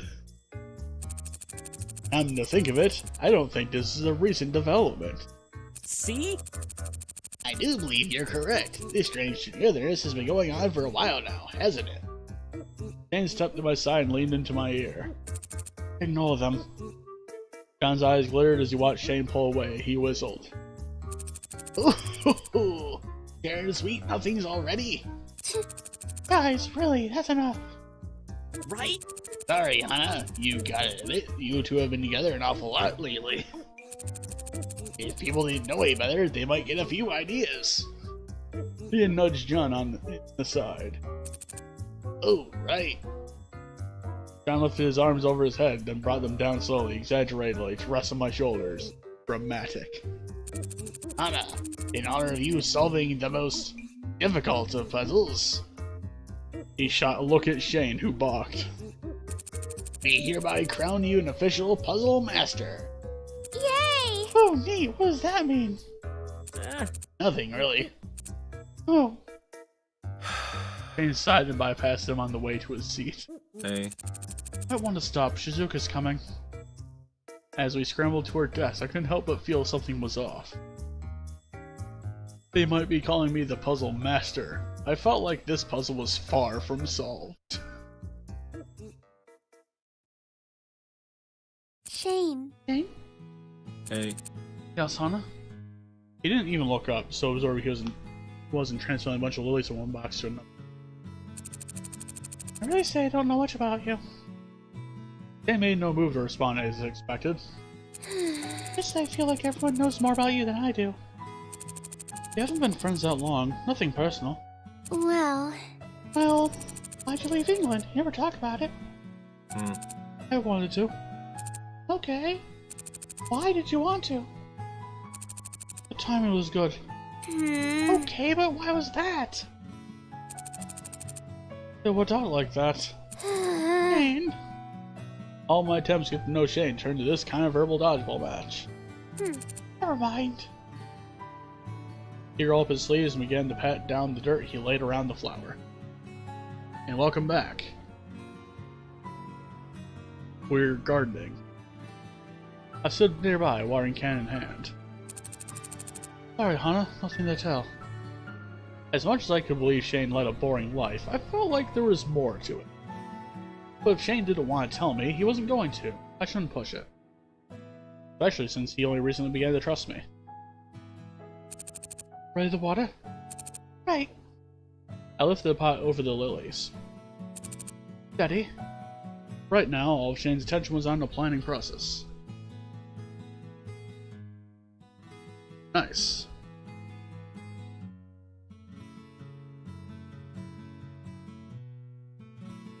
Part of me understood. Lilies had a thing about wilting when you didn't plant them exactly right. But part of me also felt like his focus was incredibly sharp for someone so used to gardening. I finished watering the lilies, and Shane examined their leaves. I'm gonna get some fertilizer from the art closet. Yeah. Good idea. The art closet was the biggest supply closet in school, so that was where Shane put his fertilizer. To the art students' frustration. I charged down the staircase down to the hallway, only to be immediately accosted. Hey. Anna! John called to me from halfway down the hall, Jimmy glaring next to him. Help me enlighten Jimmy.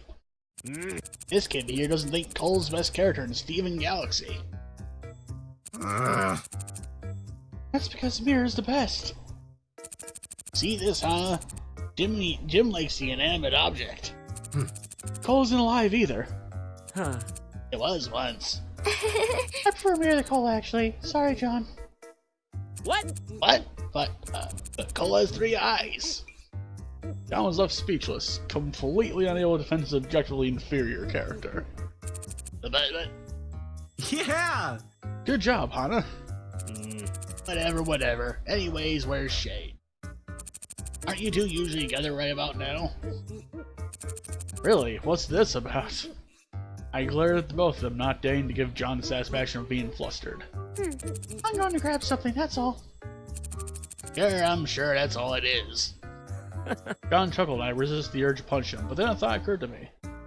If John was so close enough to Shane to make fun of him. You and Shane are good friends, right? Yeah, he's probably one of their best friends. Why? I wanted to know more about Shane, but obviously if Shane didn't want to tell me, I wasn't supposed to know. But Shane didn't seem like he would ever tell me or anyone else. He didn't seem the type to talk about himself. Couldn't I just ask John? Wait a minute. So, Shane just began trusting us. So I feel like that by asking about him behind his back to other people, it's probably something that could breach that trust. Or if we don't like an answer that we get, we could end up using it later. I don't know if I ask John outright, why did Shane leave it? So what I'm going to elect to do here is I'm going to forget about asking him. Like, nothing, never mind, whatever. If you say so. Really, it's fine.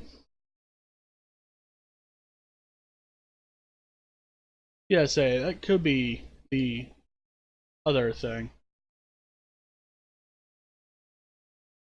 I didn't want to pry or be nosy. If Shane found out that I knew because John told me, it'd be a breach of trust, not to mention John would probably get in trouble too. But that didn't stop me from wanting to know. Just ask Shane yourself. I feel like he'd be more open with you than us. Hey. Hey. Maybe. I should get going. I was supposed to be right back. And later he'll know something's up. See ya. That's a luck, Anna. When I got back to the roof, Shane was waiting near the door, both our bags in his hands. Fertilizer. Ah! We're in the John Jimmy. Completely forgot. Let me go back. I pivoted and started back down the hallway, stairs, but Shane grabbed the collar of my shirt and pulled me back. Class is starting. There's always tomorrow. Right. I tried to take my bag from him, but Shane walked right past me. Shane. Shane. What? Was he trying to carry my bag for me? Don't you need to lock the door? Right. He put my bag under his arm and locked the door to the roof. Then he headed back down the stairs. Coming? Yeah, right behind you. Shane, sweet when you least expected it.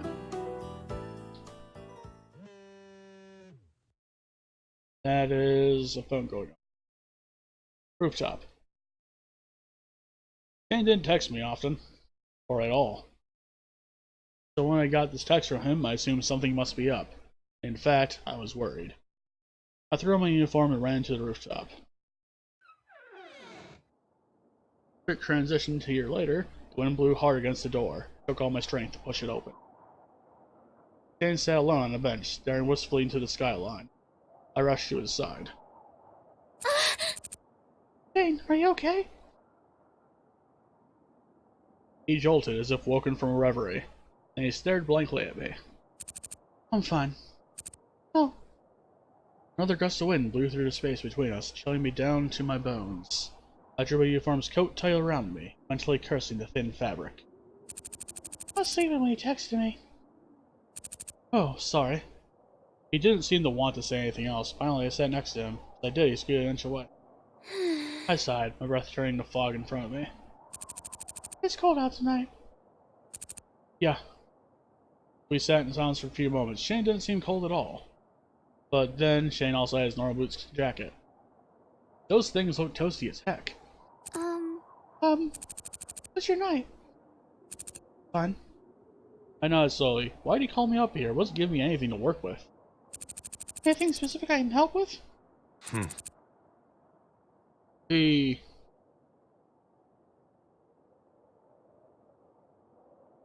Yeah, he doesn't look like a bullet. That's really... Oh. Well... Oh, that's good. I think... I trailed off, feeling with a loose string on my sleeve. I'd have to cut it off later. Yeah. My teeth chattered, I grit them to stop from making noise. It was still up on the rooftop. There was no sound aside from the wind cutting across the edges of the building.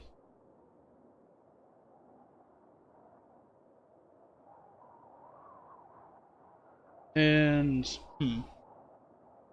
Asagao was far enough away from the city and the streets that it was almost like being in another world, an oasis of nature and academia. Now that I thought about it, that was probably intentional.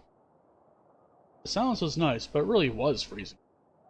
He wasn't saying anything. I was dying of cold, starting to lose my patience. I closed my eyes and took a few deep breaths. I think I'm gonna head back to the dorms. Want to come with? He shook his head. Alright, well I'm hanging. I looked meaningfully at him. Okay. Okay. Alright, see you in class. I stood, but he was creaking and started away. But Shane grabbed my hand. Almost instantly, he released it. No. You're being rude. What? They never spoke so directly to me, or to anyone in such an insulting way. I was trying to talk. I didn't experience any of that trying. You weren't saying anything. How is it my fault? How am I the one being rude? I couldn't think of anything to say. He looked away, his head dropping into his chest. He really did seem kind of sad. You don't know me well, right? Maybe I can fix that. I sat back down on the bench, closer to Shane. This time he didn't move away. Why didn't you just say so? I'm not good at talking about myself. I could tell. Well, I do want to know why you came to Asagao. I asked you, you avoided the question. What about my favorite color? I could tell you that. Now I want to know. It's blue. I stared at him. Yes, you were right. What's yours? Shane, please. I just want to understand you better. I feel like there's something important that you're not telling me. I care about you. I just want... I trailed off, not knowing how to complete that sentence. Shane shifted next to me, a blush tinting his cheeks. And there is a theme in this game where there's a lot of tropes that are in play for most of it. There's like maybe one or two routes that are atypical that I can think of off the top of my head. This route is very more of a typical one than the... It's also one that was partially written by a third person instead of the people that worked on most of the rest of the game. I imagine that that's what we're trying to build her towards, because our choices kind of influence whether she likes him or not. Finally, he sighed. Because, like, in this game, Anna's her own character. She's not necessarily, like, the player character. It's almost like a sort of we influence her sort of thing. Like, she'll go off and do her own thing sometimes. But we just give her choices to interact with. It's a weird thing. I had a girlfriend in England. You did? Her name was Emily. I thought my world revolved around her, but soon realized it wasn't just mine. She was the center of everything, without even trying. It just happened. It was weird. Good things, bad things. Nothing seemed to be moving unless she was around for it. I'm not joking. Towards the end, I started thinking the world generally revolved around her. Man, I probably sound really stupid. No, you're fine. You would get involved in things with the government. I don't know what was going on, but she was like an agent for them or something. Since I was her boyfriend, I got held captive a few times. Oh my god, Shane!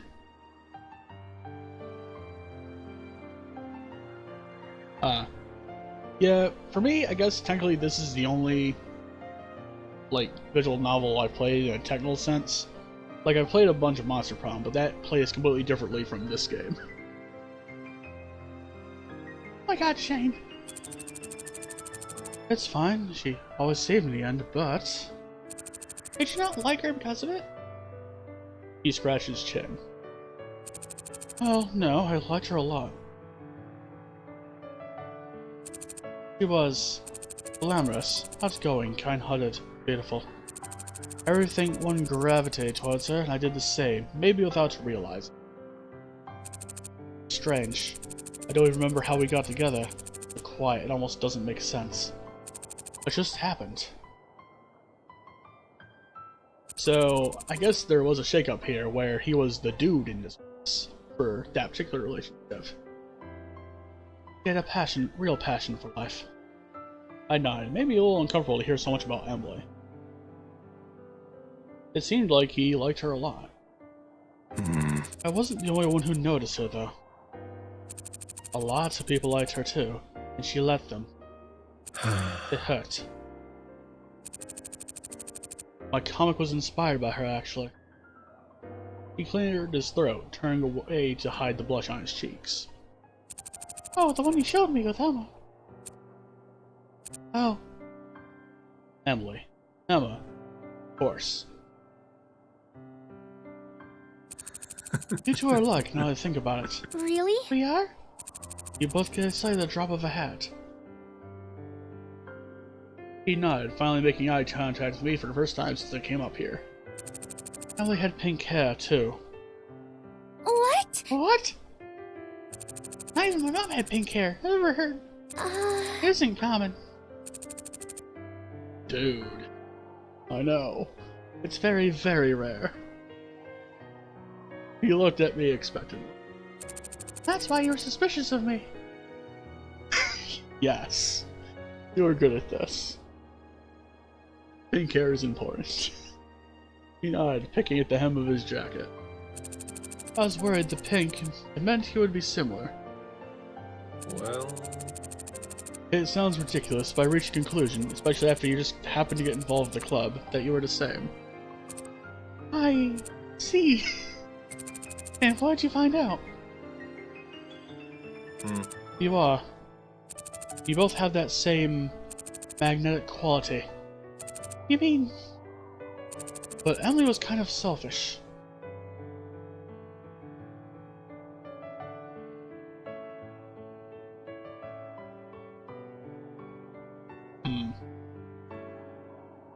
That does make a lot of sense. She was used to everything being about her. Came from a rich family, always had friends, always had boys following her around. It made her empathetic. She was always focused on herself, because the world always focused on her. That's what made her dangerous. You, however, are quite generous. yeah. You haven't been fed with a silver spoon. I've been wondering whether, because you've struggled, you turned out better.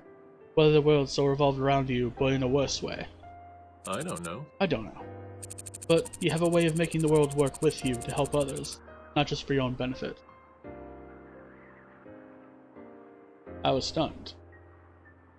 Shane had obviously been thinking about this and observing me for a long time.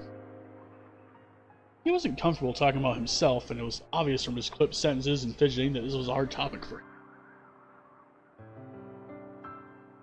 He must have been hurt a lot. It wasn't all bad.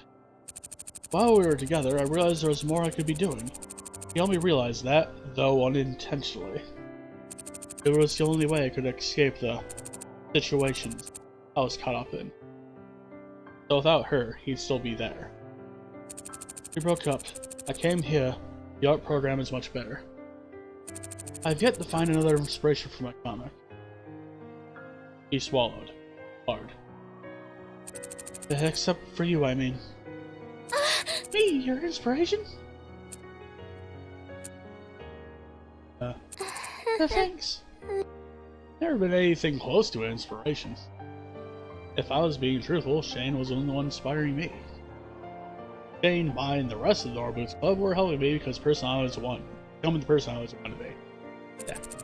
I'll try my absolute best to be an inspiration. Thank you, really, for telling me. It means a lot. You're welcome.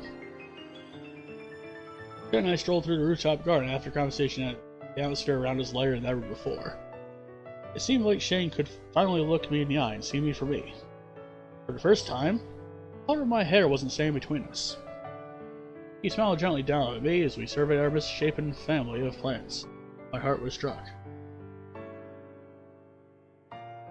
I say, I have heard amount of that, and oh, thanks for the follow. I've heard a little bit about that one lit club. I'm considering picking it up, but not right now. I want to date Shane. I need your help. Huh? After Shane finally opened up to me, I realized I wanted to be something more. Shane was carrying. Yes. Actually, I've been in the Avengers for a while. I've just been kind of quiet and lingering here and there. Occasionally writing things. And I'm in Team Royal, so. Like, although relatively recently I must have joined the Avengers. It was like a few months ago when it happened. Yeah, I wasn't that talkative when I first joined. I became a little bit more active afterwards.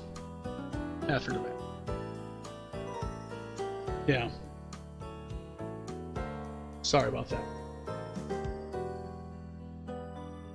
There were some things going on that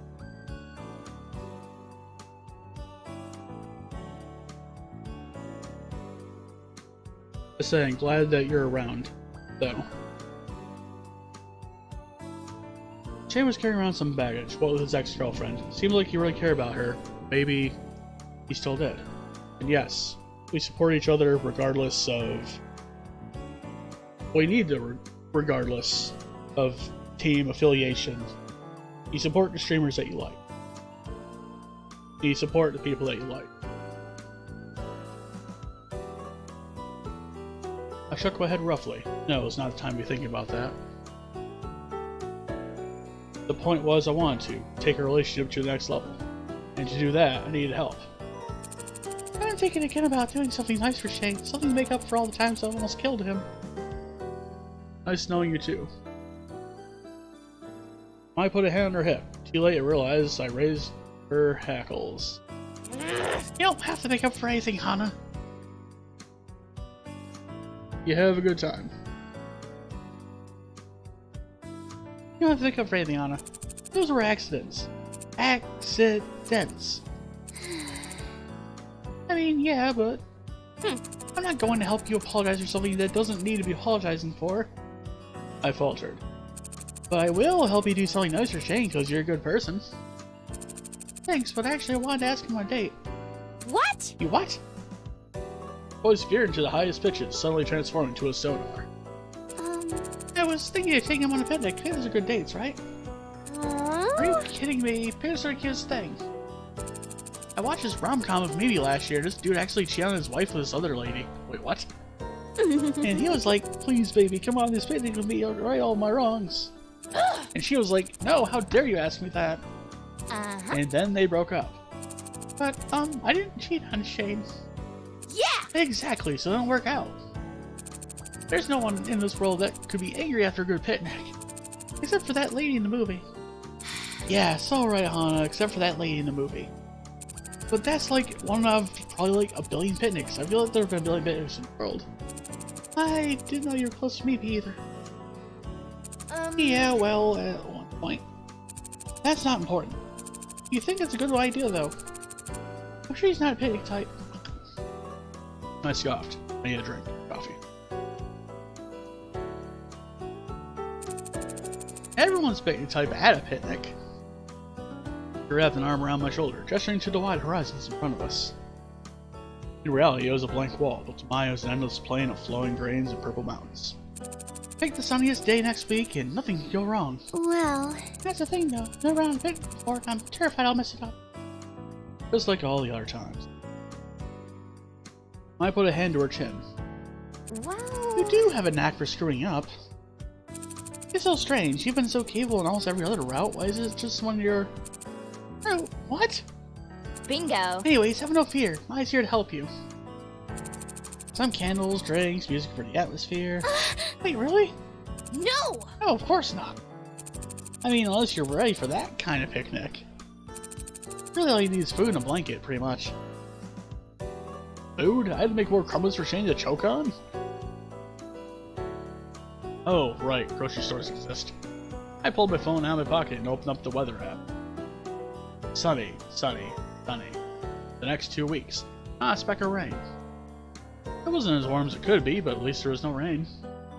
Yay! Great! This is going to be really fun, I'm excited now. Yahoo! Are you? That's wonderful. Can you help me back? I have to go practice, or I would, but I'll be back later to help you, alright? Right. I waved and sprinted down the hall, and I saw off for the dorm, heart soaring. Hope was the thing with feathers, after all. Maybe Shane and I finally had a chance to have a good time. A few hours later, I was poring over my list for picnic, a pile of mischievous objects in front of me. I had brought towards economy. Maybe taking the basket across the field, don't want to be too heavy, but I didn't want to miss anything either. My last few attempts to do something nice for Shane backfired horribly. I was not going to let this go wrong. No, it's fine, Jared. I definitely wouldn't mind. Huh? Jared. Jared? Oh. You seem busy. Oh, no. Don't mind me, I'm just, packing. Did Jared not know anything about me and Shane? Did I tell him, or did he agree with the other guys that we must secretly like each other? You know, I was currently praying to Shane on a date. I didn't necessarily want Jared to know about my feelings. I focused on the basket. No one wants Jared to know about your feelings.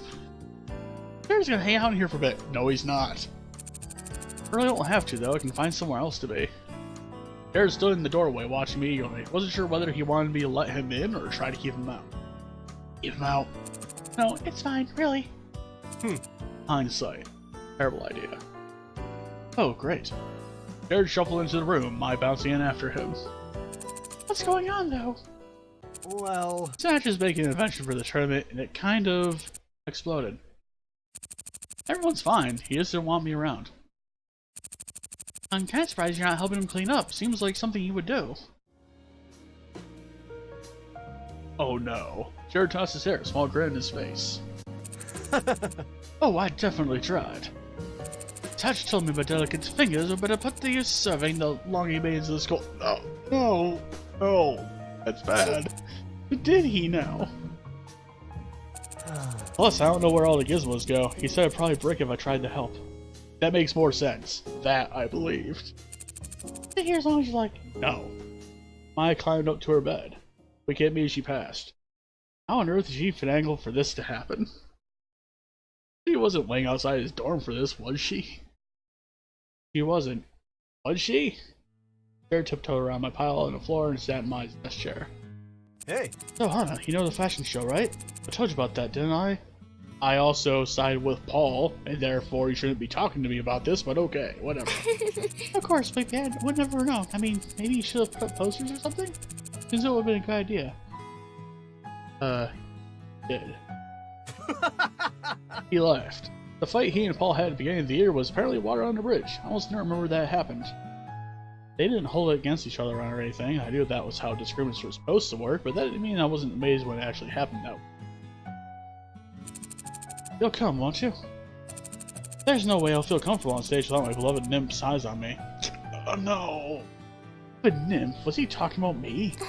Yeah, of course I'll come. No. Nice. Great, you two can go together.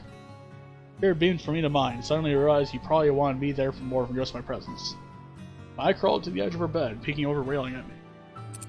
So, what are you doing? Oh, you know, just paying for a picnic.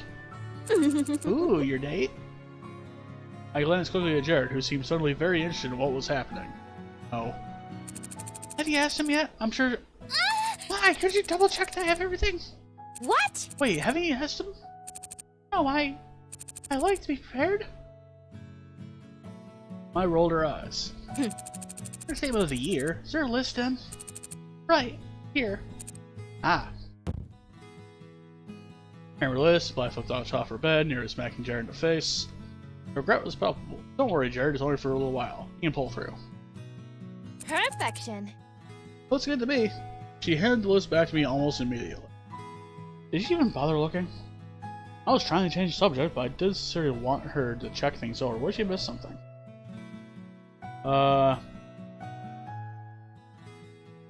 So she barely even looked at the basket. I also am not going to ask Jared. That's a terrible idea. Anything involving Jared is a terrible idea. And I'm not comfortable letting it be financed of it. Let's double check. Actually, can you check again? Maybe a bit more thoroughly. I really don't want to mess this one up. First time not good enough? She said it jokingly, but I could tell she was a little irritated. I wasn't very good at hiding her true feelings. I gave her a glance at Jared. Well, if you don't want to. Oh, of course I'll check again. That was a little fast. My doubled over again, this time taking everything out of the basket and putting it back one by one. Not really in the same place, but who's keeping track? Bingo. Everything is there, Hana. You did a good job, so don't worry too much about it. Just think about how you're going to ask him. That's a bigger challenge here. Really glad you're here to help me out. I'm kind of panicking. I've never been on a real date before. What about the flower festival? Right, the flower festival. I wasn't quite sure that counted, but... I'll support you. Well, no worries. We're your friends after all. You can always ask us for help. Jared's cell phone went off, and he grasped it like the liquor of life. Oh. Oh, what's that? She says he's all done. Thank you so much for your gracious stay, ladies, but I must be on my way. But Jared, don't you want to stay? Jared was already out the door. Thank God. Ma, are you okay? Yeah, I'm fine. Don't worry about me. You have a date to prepare for. Right. Right, if you say so. My engine. It didn't seem like they would ever date, but I hope that one day they could at least be friends.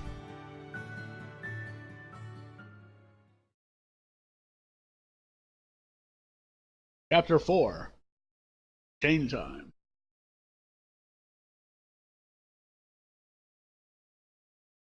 Spent hours packing and repacking the picnic bag, making sure I didn't forget anything that was as pretty as it could be.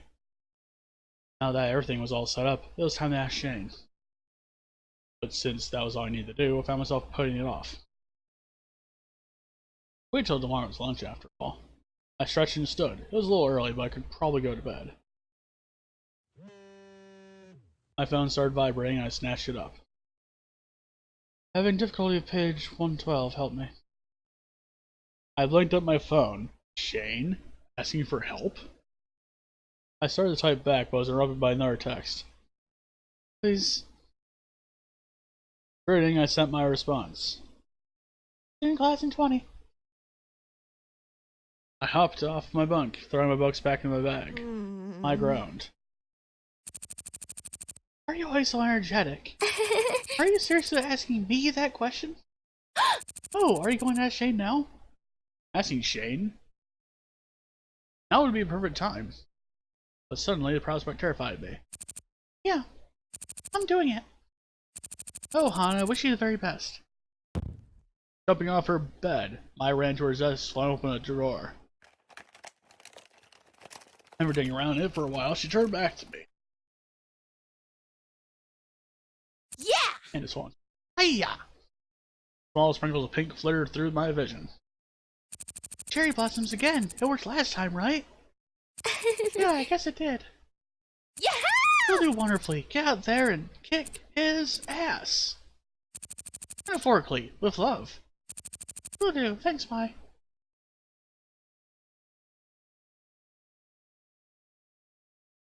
With a trembling smile, I head for the classroom.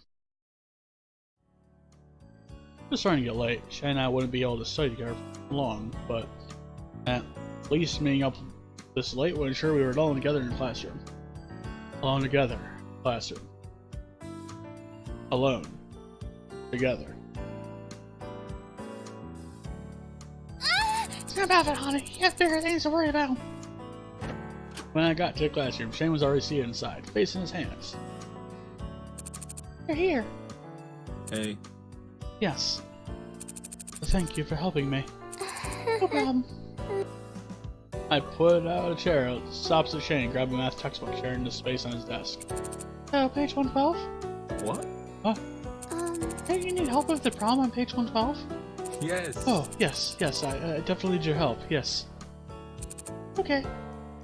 Was it just me, or was Shane acting weird? Shane's notebook was already open on his desk, so I pulled it towards me and examined his work. That's weird. What? I mean, all of your work is right, but for some reason your answers are wrong. Shane snatched his notebook out of my hand, shoving it into his bag. Forget about it, that's not the important. Oh, you need help? No, I'm fine now.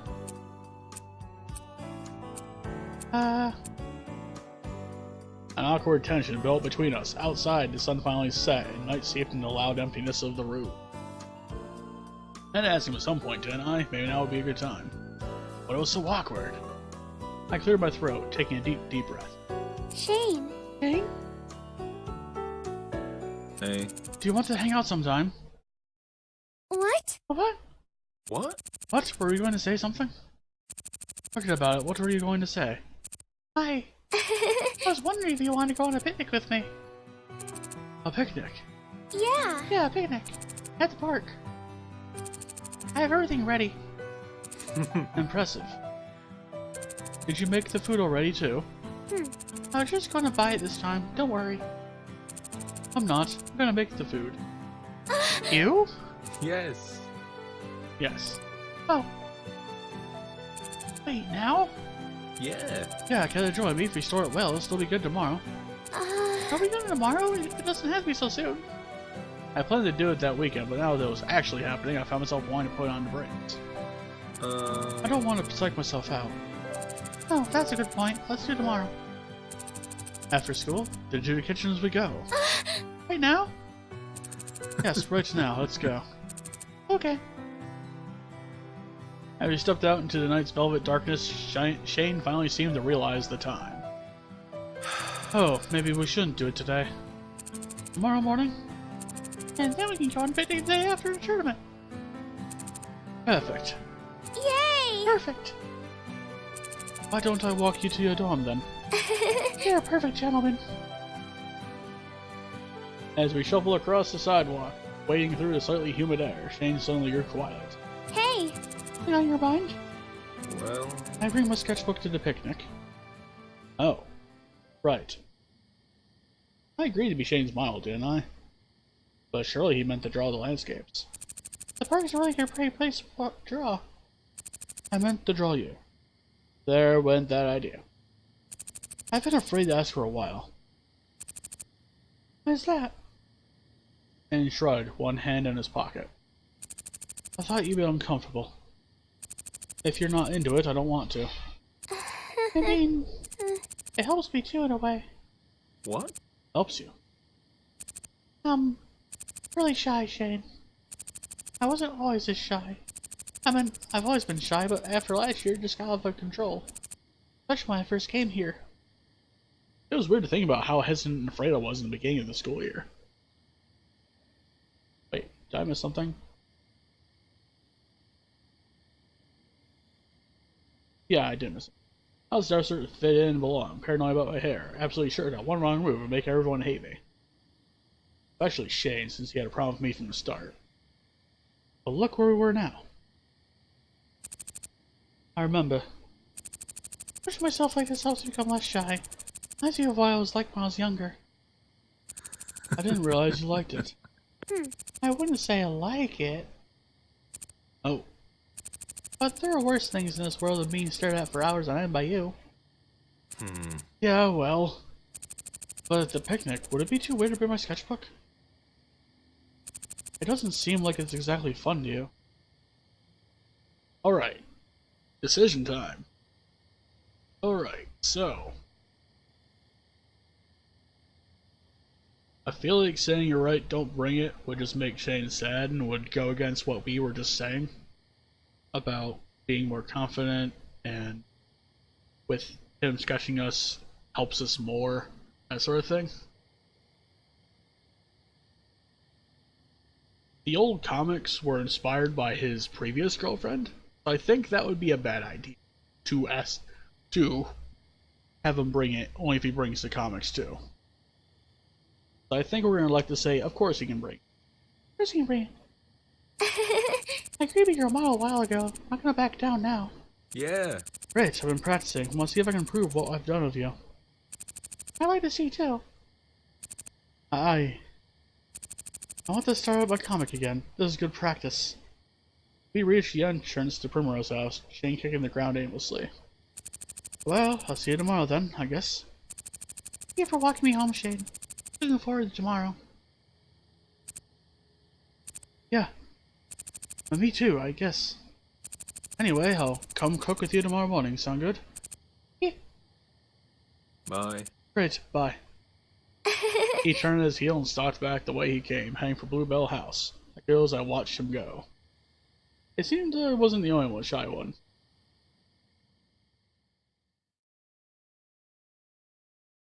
I woke early the next morning and immediately got myself ready.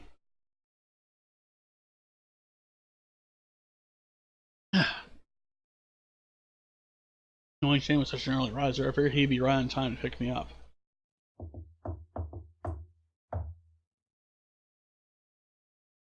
I don't know how audible that knock was to you guys, but he does a knock that's similar to like the first level theme from Super Mario Bros. And I was right. Good morning. Good morning, Shane. Hello. Morning. You look exhausted. These people at all? I wanted to take care of the plants before they started cooking. What? Seriously? What time did you wake up? 4. Shane! It's fine. Ready to bake? Yeah. Of course I am. I shut the door and together we head down to the kitchens, debating what on earth we should make for the picnic. We can't bake our only cookies. We need something of sustenance. I'm not sure what we can really bake that would give us sustenance. A cake? We entered our kitchen, which was completely empty as expected. Shane and I put on aprons, about to get gunk on our incredibly expensive uniforms. How about tea sandwiches? Not brash of you, but that's not too bad. I want to do something really special though. Something like baking our own bread. Immediately Shane folded his arms, eyeing me warily. Have you made bread before? Well, Well, no, that's what the cooker was for, right? Maybe. All I need for rye bread is dry yeast, sugar, melted butter, 2 eggs, yeast, more milk, salt, rye flour, peach flour, vegetable oil, and caraway seeds. As I read the list off, Shane pulled together the appropriate items, all but the last ingredient, which had us both puzzled. You don't happen to know where these are, do you, Shane? I pointed at the words in the book. Shane stroked his chin. Caraway seeds. Hang on. Shane dove into a tall cupboard, pushing aside whatever sat in his way. Bags of chocolate chips and nuts were pressed up against each other like sagging pillows. Flours and oils were shifted side to side, nearly pulling out from their containers. Puffs of powder bloomed out of the cupboard and panned the counter. No, the entire area around Shane talcum wool. Closed my eyes as a cloud of flour hit me, dusting the words of the open cookbook, filling the air with its nothing smell. Shane peered from the pantry cupboard, and I looked at my powdered face, presenting a tiny plastic white shaker. Ta-da, caraway seeds. They're smaller than I thought. All that for this little thing? With the side of my hand, I slipped the flour resting on the cookbook pages and flung it at Shane's forehead. The blast of white wind struck him in the face. He cringed, recoiled, shook around, all with a hint of sneeze coming on. What are you laughing, you turd? Look at the mess you've made. Shane turned, surveying the hand and footprints he left in the flour. Whoops. It was such a dull response, but the solemnity in his voice made me think he was truly a sorry puppy. We worked together. Shane piled in the ingredients while I read him the instructions. We mixed the eggs, yeast, and flour. Eventually, the final product was placed in the oven. I blew it a kiss before shutting the door. I suppose you should work on getting your mess cleaned up. He clapped his hands together, once again masking the air in a white smoke. Sorry, go. Let's see why we should rush. I doubt a single loaf of bread will suffice, so what else are we going to make? We can make some more bread, or... Sorry. I tried to keep myself from laughing, but it was impossible. I kept eyeing the flour makeup I plastered over his face. I see you put your face on for this. I want to bring something sweet, too. It didn't take long for us to decide on thumbprint cookies, a classic. We whipped up the ingredients we needed to make the cookies super quickly. Flour, baking powder, eggs, nothing out of the ordinary. A few minutes passed as we mixed the cookie batter, smell of rye bread tickling our noses. Tickled our noses a lot, actually. Too much. We both knelt down to look into the oven window in an attempt to see how our bread was doing. Shane inched closer, his nose pressed up against the glass. I think it's done, isn't it? I'm resting it off yet. It could have been broken, but this oven is hotter than anticipated. We shouldn't let it bake too long. I stood and Shane looked up at me, waiting for my command. I threw on an oven mitt and grabbed the pot holder. Shane jumped up at my decision, snagged a pair of pot holders for himself, and gave me a reassuring. I opened the door, the smell of heat and cooked caraway seeds belched out into the... We both took a huge breath, beaming at each other, then reached in for the pan. As I gripped it, I underestimated its length. I lifted it to the stovetop, my wrist tilting towards the pan. I hardly had time to react before Shane took the pan from my grip, rescuing me from a more serious burn. Ouch! Thanks. I bit my lip, trying not to betray the searing pain. How's it look? Shane set the pan on the rack furthest from me, glancing at it without even really seeing it. Kind of flat, but it's probably fine. How's your hand? Shane gingerly removed my oven mitt and examined my hand. I wiggled my fingers and smiled at him. This stings a little bit, but I'm more upset because it looks like you caught me red-handed. Shane closed his eyes. My grin grew even wider. Despite his best efforts, a restrained chuckle smuggled its way out of him. You know, he grabbed my hand and waggled it in the direction of the oven. I can throw this thing back in there if you really want. No! No, that won't be necessary. I'm sorry. I rinsed my hand under cold water as Shane examined the bread in the oven. Be honest, how's it look?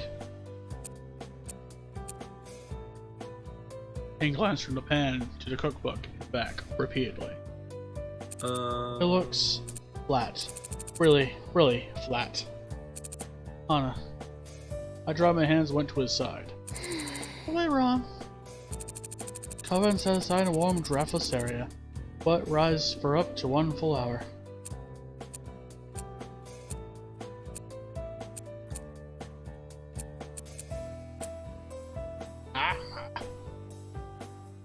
Shane walked over to some of the unused flour, plopped his hand into it, walked back over to me, and smacked me on the forehead. Yeah. We can still eat it. We'll just have really thin sandwich pieces. Also over his face. Couldn't help but smile back. Come on, let's get those cookies laid out. Some cooperation, we emptied the glass bowl onto a wax-lined tray. We rolled the dough into balls, arranging them neatly on a sheet pan. When all the cookies were laid out, we took turns pressing our thumbs to the squishy balls to make wells for the jam. They're so much smaller. Using a spoon, we then filled the imprints of strawberry jam. That should be good for the cookies. Are we getting the spot cleaned up? I made sure to adjust temperature as needed and double-checked that there was nothing notably wrong with the oven.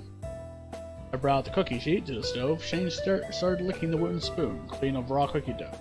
Not quite what I asked for, but good enough. As I watched, he scooped the remainder of the cooked dough out of the bowl and plopped it into his mouth. I watched him eat about 5 cookies worth of dough.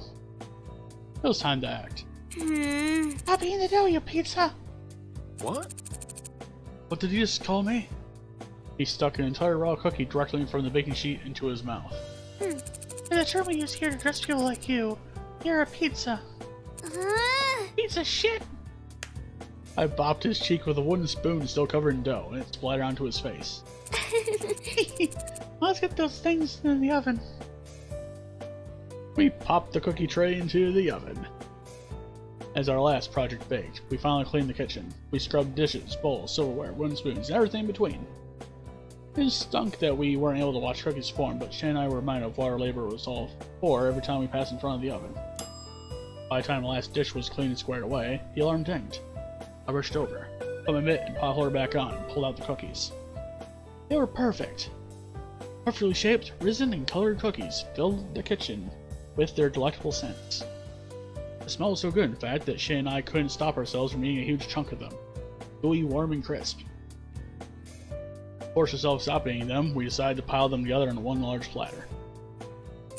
There's a bunch of plastic on the other side of the kitchen, I think. Let me go have a look. Don't worry, I'll take care of them over. I lifted the tray in my mitted hands. Anna? I stepped forward onto a patch of water that had splashed out of the sink. My foot slid. My eyes widened.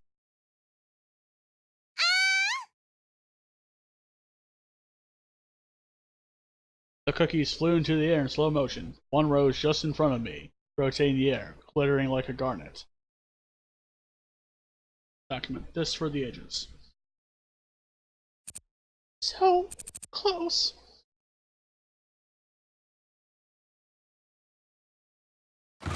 I closed my eyes tight, ready to succumb to my timely death, but instead of the hard floor, I hit something softer. Something warmer. Shane caught me. I immediately separated from him and glanced at the cookies were spread across the room, mostly having landed on her jam-filled tops. They were unsalvageable. I'm sorry, Jimmy. We've lost the cookies. Tears prickled my eyes, but I clenched my fists and held them back. This wasn't the time, not when we were having so much fun. A small sniffle escaped from me, and something gently pressed against the top of my head. It was a quick pat, nothing else but easy. Okay, we got some sandwiches to make. I took a deep breath and straightened out my skirt, trying to be positive. Yeah, sure, a bit to get ready for. It's tomorrow. Nervous? Only a little. I figured. We still got class this morning. Let's make those sandwiches and head out. Oh, right. Get to it.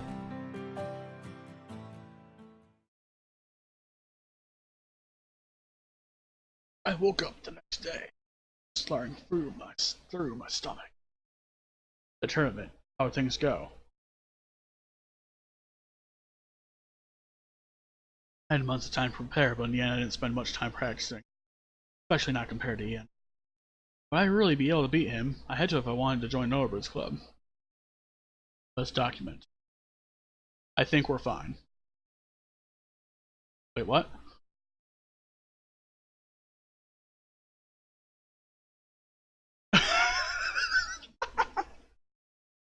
That's great.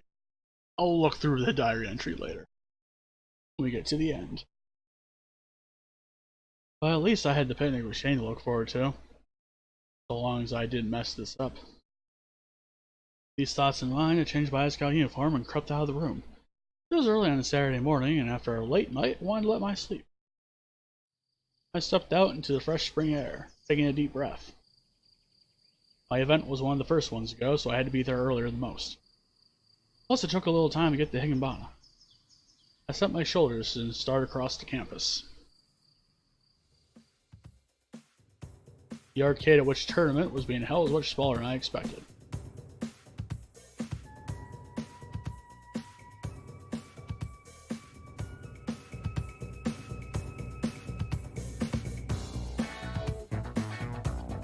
This is some funky music. I wanted to turn up a little. I felt like I'd find some kind of convention, but instead it was a small, local arcade full of machines. All rooms split off, which is probably where the individual competitions take place throughout the day. A few people milled about the space, generally older folk in their 20s and 30s. I glanced at the agenda in my hand and made my way to one of the back rooms. When I entered the competition room, I found two chairs on an elevated platform. A computer and projector sitting between them and hooked up to separate controllers. Ian sat in one of the chairs, looking bored out of his mind. Good morning. Ian. Hey, About the time he showed up, I was starting to get worried you died. Oh, it's sweet of you to be concerned. Is it? Yeah. I got into the chair next to him. The man came over to me and checked my name and club affiliation. I said I was a member of Normal Boots Club, a small surge of pride, making me sit up straight as I said it. There were chairs lined up for people to watch us compete, and to my surprise, the entire room soon filled up. I searched the crowd to find the Normal Boots Club. There they were! I waved quietly at Shane, but Shane stood from his chair and, as I watched, left the room. What happened?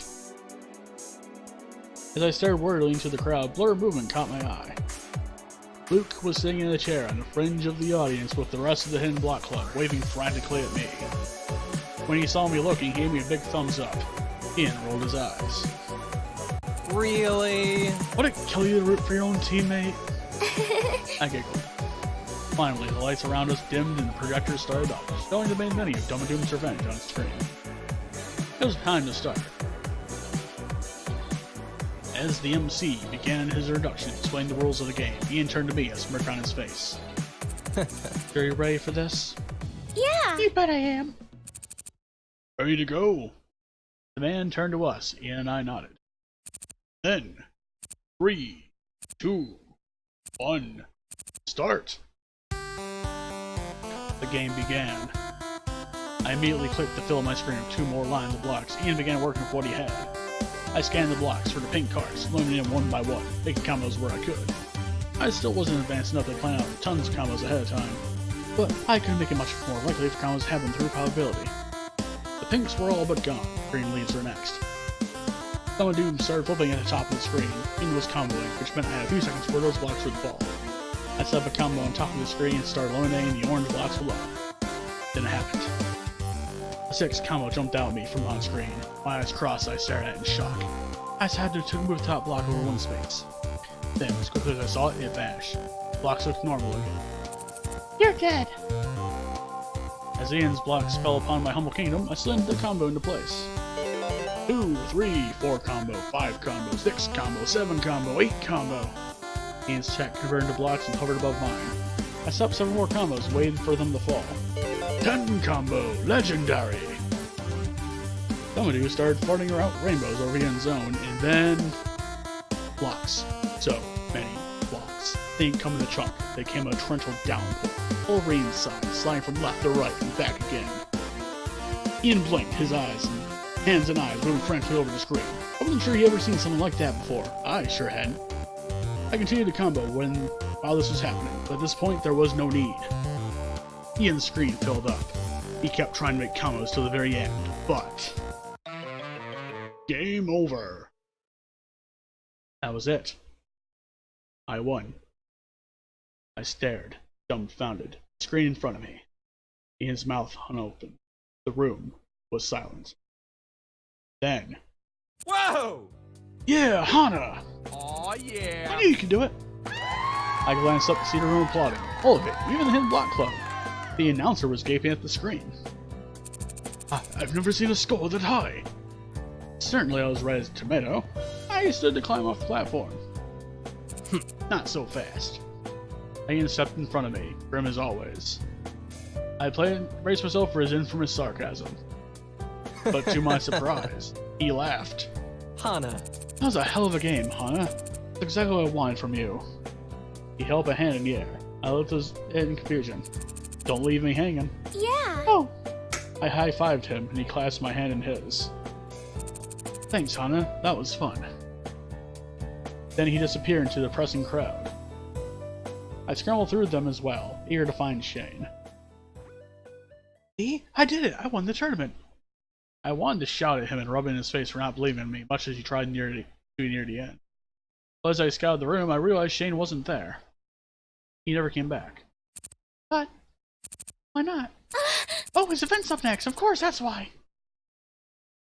I had to go cheer him on. I dashed into the main arcade room, a smile I couldn't wipe off plastered onto my face. Anytime I found him, Dan was already sitting down next to Jeff. A large projector screen stood at the front of the room, which lined up dozens upon dozens of chairs. This was apparently quite a popular event. Seeing the other Normal Boots members gathered together in one of the front rows, I dashed up next to them and grabbed a seat. Hana. Hana, ready for this? I sat up straight and cheered on Shane for us Normal Boots as he chose his racer. He picked Sal, an anthropomorphic salamander with black skin and orange spots. My personal favorite. He was the lightest and made sharp turns. Jeff picked Frogbird. He was a massive frog, quite the opposite of Sal. His turns would be wide, but his acceleration speed let him go fast if he wasn't turning. He was a hard character to play, but if you knew how to play him correctly, he could be considered the best. He was fun and Mai loved him, but Mai was a terrible fanny character. I had first-hand experience of this. Each person chose their own track, and then there was the final track, Rainbow Race, the dazzling multicolored spectacle inspired by the prettiest acid trip ever taken. To my great surprise, rather than a regular MC presiding over the race, instead PUG stood in front of the room and grabbed the microphone. Okay, each racer has chosen their best tracks, and now we're starting. Who do you think will be the winner? Probably Shane. Hey, Jeff has just as much chance as Shane does. PUG laughed. You're right, you're right. May the best man's gear the win for their team. Small tadpole floated in a bubble of water wafted from the side of the screen, counting down to the start of the race. 3, 2, 1. PBG pulled out a checkered cloth and waved it wildly as the tadpole squealed, "Go!" Jeff and Shane both spun out of the starting line. What the fuck, PBG? Where did you even get that? PBG shoved the flag through the floor and grinned sheepishly. I always wanted to do that. That's fine. Just don't do it again. The first race was Jeff's choice, and felt more like a drag race than anything else. It was one straight line, but there were a lot of obstacles to avoid on the track. Jeff won, unsurprisingly. Sal just bounced everywhere. Luckily, Shane pulled into a tie in the next race, brought worse inability to make short, quick turns really pulled a number on it.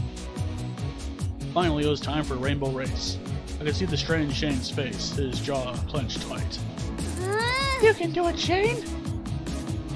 A slight smile crossed across his face, and the race was selected. PBG raised the checker flag again. No. No. 3 seconds after the word left their mouths, the race began. Shane started off in the lead for an entire lap till Jeff hit him with a blue slime and sped ahead of him. Don't he move? Yeah, You alright! snooze, you lose. You Shane, you strain? Don't do this to me, Jeff. Shane was now struggling to catch up to Jeff. I bit my lip. Shane, kick his ass! In the last 3 seconds, Shane pulled ahead and crossed the finish line in first place. John jumped up from his seat and hugged PBG, nearly knocking him over. Jeff shook Shane's hand, pulling each other into a bro hug. John lifted a fist into the air, bellowing through the room. Yeah! Normal Boots Club! Normal Boots wins! Yeah! After a few minutes, the cheering died down. Shane, you're still slightly pink. Approach me. Hey. Thank you for the support, Hana. And good job. What? You mean you're not happy? Why would I be angry with you? You up and brought out in the middle of my event. Oh, right. Sorry. Didn't want to make you nervous and ruin your event. I glared at him. I didn't buy that. Apparently Gerard didn't either. Hold the phone. But Shane, I thought you said it was Hana that made you nervous, not the other way around. Shh. Oh, well, that makes much more sense. Ugh. Shane smacked his own face, then shoved Gerard away from us, besmirked him. I get weird feelings when you're around. I was afraid it would compromise our racing skill. You mean butterflies in your stomach? That's so cute. Shane, those are normal. Well, they need to get out. Shane and I ambled around the arcade, playing random games as time went on. He recited almost encyclopedic knowledge of every game we ever encountered, so much that it made my head spin. Did you know? Did you know? There are only 40 copies of the cabinet in existence. No, Shane, I did not know. Finally, it was time for the MC to announce the winner of the tournament. We all crowded around him as he preened in the spotlight, a bright grin on his face. Thank you all so much for attending our tournament this year. Did we win? Both Shane and I won our events. Never won their events, though. Surely. The winner of this year's tournament is the Normal Boots Club! Yes! Yeah. We did it! I screamed and clapped, and we stormed on stage. The poor MC didn't know what hit. As we celebrated, Shark grabbed the microphone. Alright. Everyone, I am pleased to announce that we have a new club member in our midst. Hana. Hana Mizano, where are you? Shane took my hand and gently led me to the front of the stage. The crowd cheered as I tried to find somewhere to hide my face. Welcome to the club, Hana. Something warm and soft covered my shoulders. I turned to see Shane, lifting my very old Norbush jacket over my shoulders, flush lighting his face. Welcome to the club. Shane. Hey.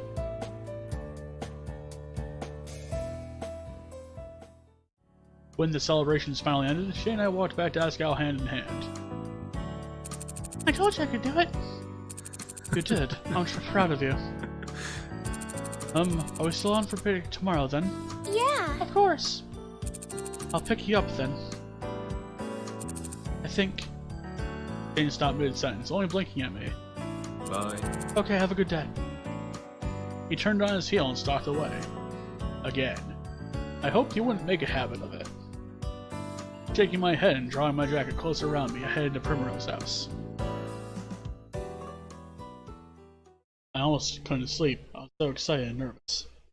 I poked fun at me. I get so excited over something as chill as a picnic, but then gave me a soft pink blanket just before.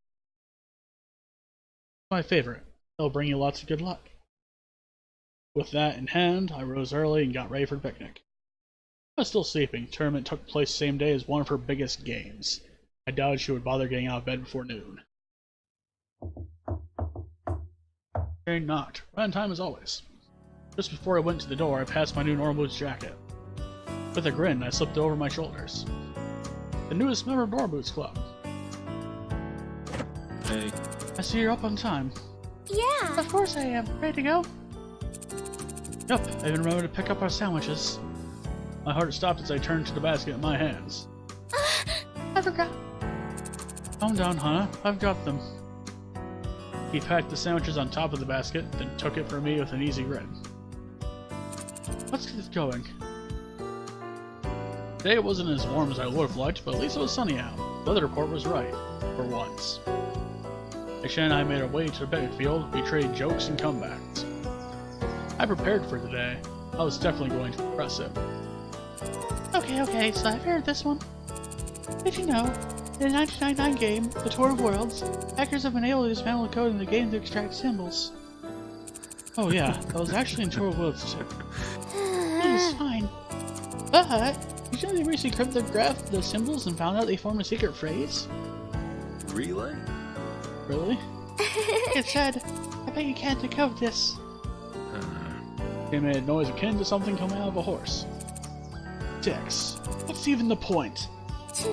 No, I want to be something more meaningful. It's by Santoon Studios, right? Terrible. Though, good fact. I didn't know that. I beamed, happiness blooming within me. Hey, don't let go to your head. Hey! Does this spot look good? Anyway, it's fine. It's up to you. Let's head up over there then.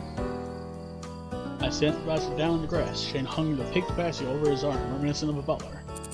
You lay the blanket down while I get Plate set up. It was colder than I imagined it to be, but I spent so long preparing that was no way anything big would go wrong. I've been more confident myself. That's what I thought, right as I pulled 6 spoons out of my basket.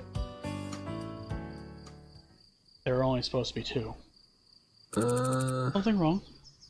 Shane flapped the blanket open. We watched it float to the ground like a butterfly. Yeah, actually. There's 6 spoons in here.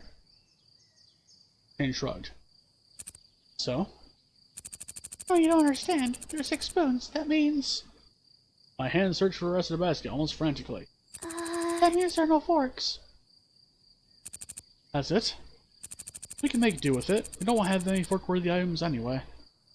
He sat down and started helping me unload the basket. I put a hand out to stop him. No! I need to check if anything else is wrong. My voice wavered, but only slightly. Shane sighed and reached behind him. Out of his backpack, he pulled a fork. I brought this just in case. In case what? In case. You can use it. Alright, thanks. I accepted the fork, but still. It wasn't that I needed a fork, it was I forgot it in the first place. I tried my best to push it out of my mind, taking our sandwiches from the basket. I might have messed up, but at least I knew these were good. They helped me make them after all. Turkey and avocado for me, ham and cheese for Shane. As I relished my first bite, I tried not to look. Shane was right, it wasn't a big deal. The cool breeze invigorated me and I decided I was going to have a good time no matter what. Hey. How's the sandwich? Good. I smiled, covering my mouth in case there was something in my teeth. As I did, a small wind kicked up. It was a chilly wind and I shivered. Then a drop of water hit my glasses. Is it eating?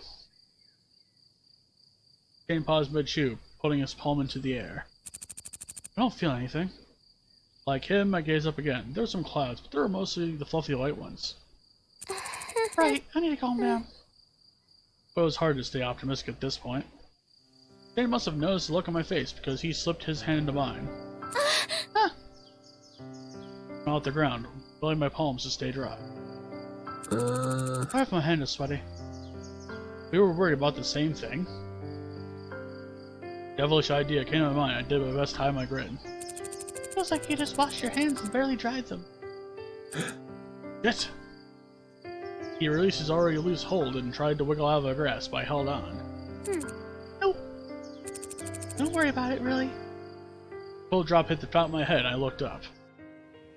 Dark clouds were moving in fast above us, like God drawing a blanket over the sky. Another drop splattered against my cheek. No. Like it's going to rain. No! No, the weather was been sunny all day.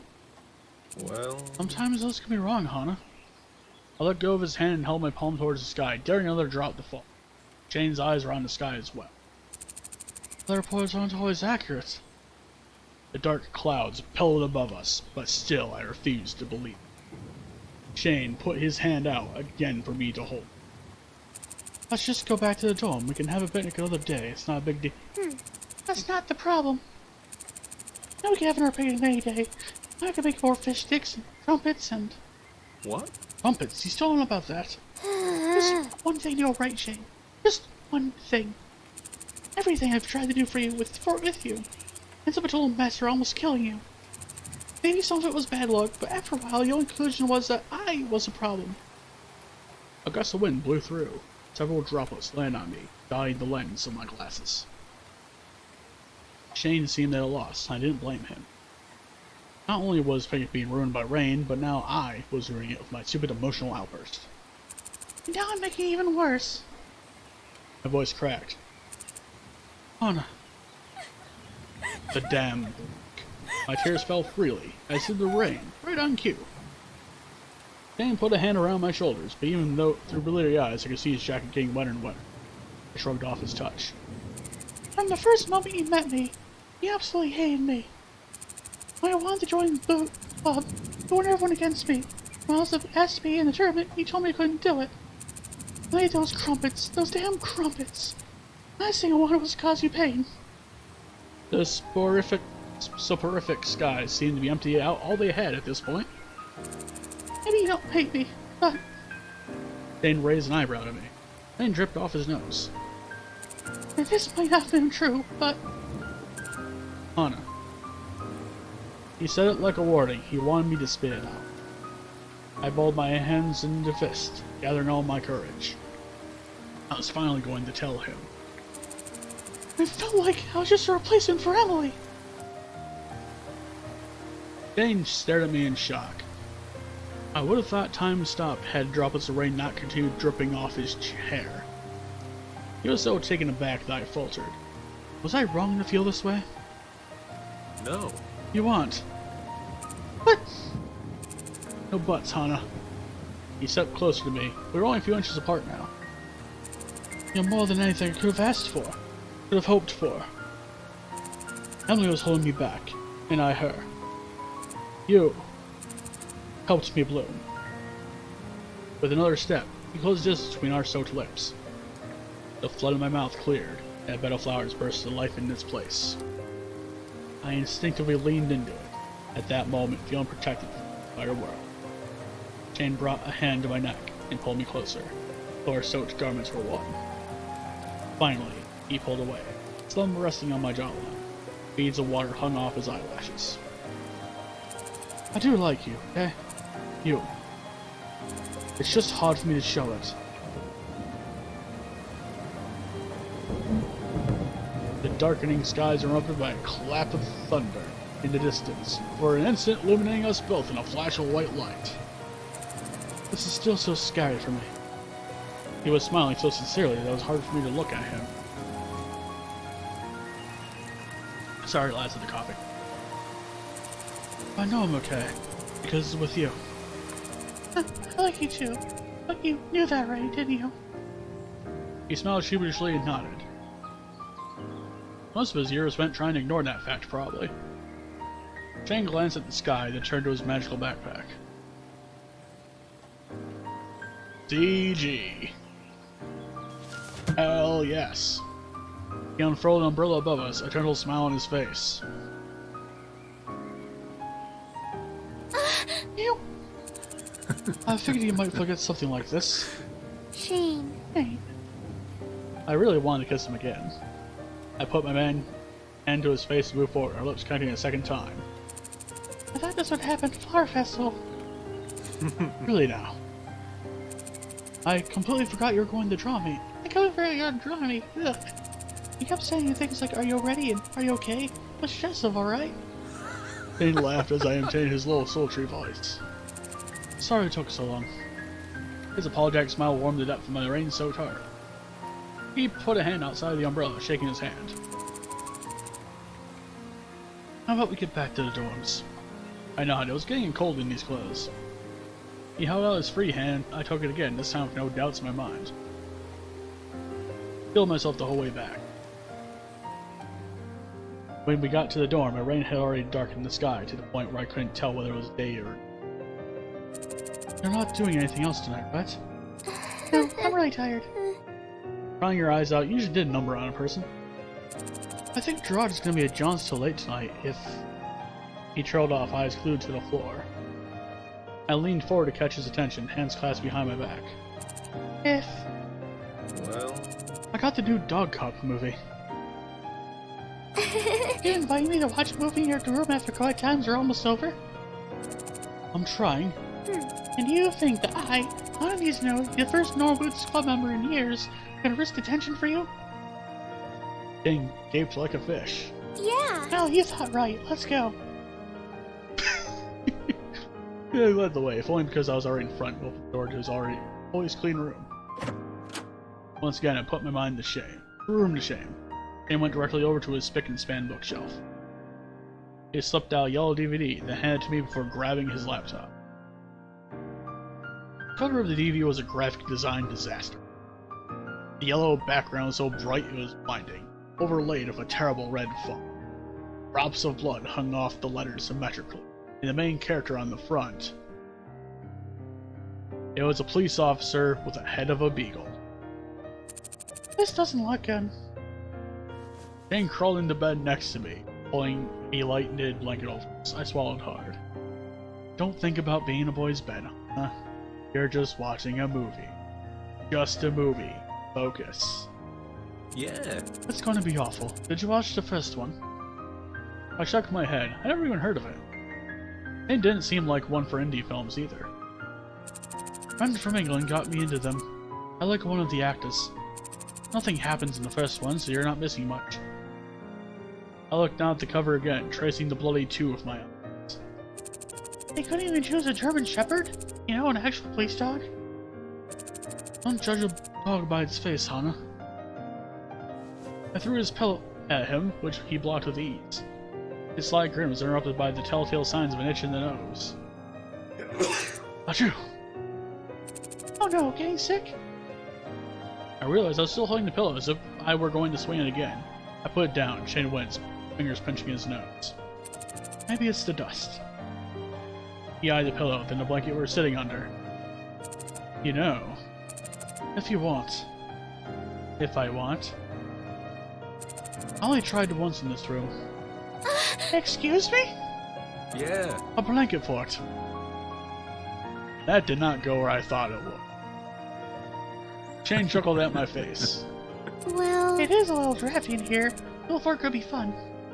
He lit up like a Christmas tree. I laughed. Now get off then. Shane grabbed the blanket I was sitting on, a weird expression adoring his face. Don't you dare. He pulled. I rolled straight onto the floor, squeaking in surprise. Then I scrambled my feet, face on fire. Shane! I threw my pillow as hard as I could at him as he clutched his stomach, doubling over with laughter. He yelped a bit and collapsed his right pinky, pure pain on his face. Oh shit, I'm sorry. Still clutching his injured little finger, Shane gawked at me. What? Did you just say shit? Wait, we called you a piece of shit a while ago, as a joke. I guess I did. Never heard you swear before. You've heard her swear at least twice. What have I done? Now that I thought about it, Shane swore a lot around me. I learned from the best. More importantly, your finger. Did I hurt it? He made a face and shook out his fingers again. No, I think the pillow just hit it wrong. Man, a broken finger because of a pillow? What? It's broken? No. No, I was exaggerating. Oh, look. Ah, choo-choo! I rubbed my nose, eyes tearing up. I don't suppose you're allergic to dust either. Not that I know of. Shane gritted his teeth and looked around his room. I knew exactly what he was thinking. They were getting sick. At least I waited until after the tournament. Yeah, but exams are next week. Great. Just so like a cloud over us, but that was no good. I grabbed the blanket that Shane pulled out from underneath me. Where should I put this? The fort won't build itself. You know, since I only have one blanket, let's look under Gerard's mattress. As Shane and I built the fort, memories flooded in from the beginning of the year. I was a little upset and homesick, and I pulled together a fort in our bedroom. Shane hated me back then, but now I was making the fort with him. Yeah. Perfect. We stepped back to admire our handiwork. A single blanket hanging from Gerard's bed and clipped to 2 chairs. It'd be a lot more perfect if you had more than one blanket. Yes. I have a bunch of pillows. He pulled a second pillow from his bunk, immediately chucking it at me. Okay, I deserve that. Raising an eyebrow, I picked it up. Shane pulled another pillow from his arsenal, eyes glinting. It was no pillow fight casual. The battle was long and hard, small bits of fluff and feathers exploding from the pillows as we attacked each other. Finally, I was exhausted.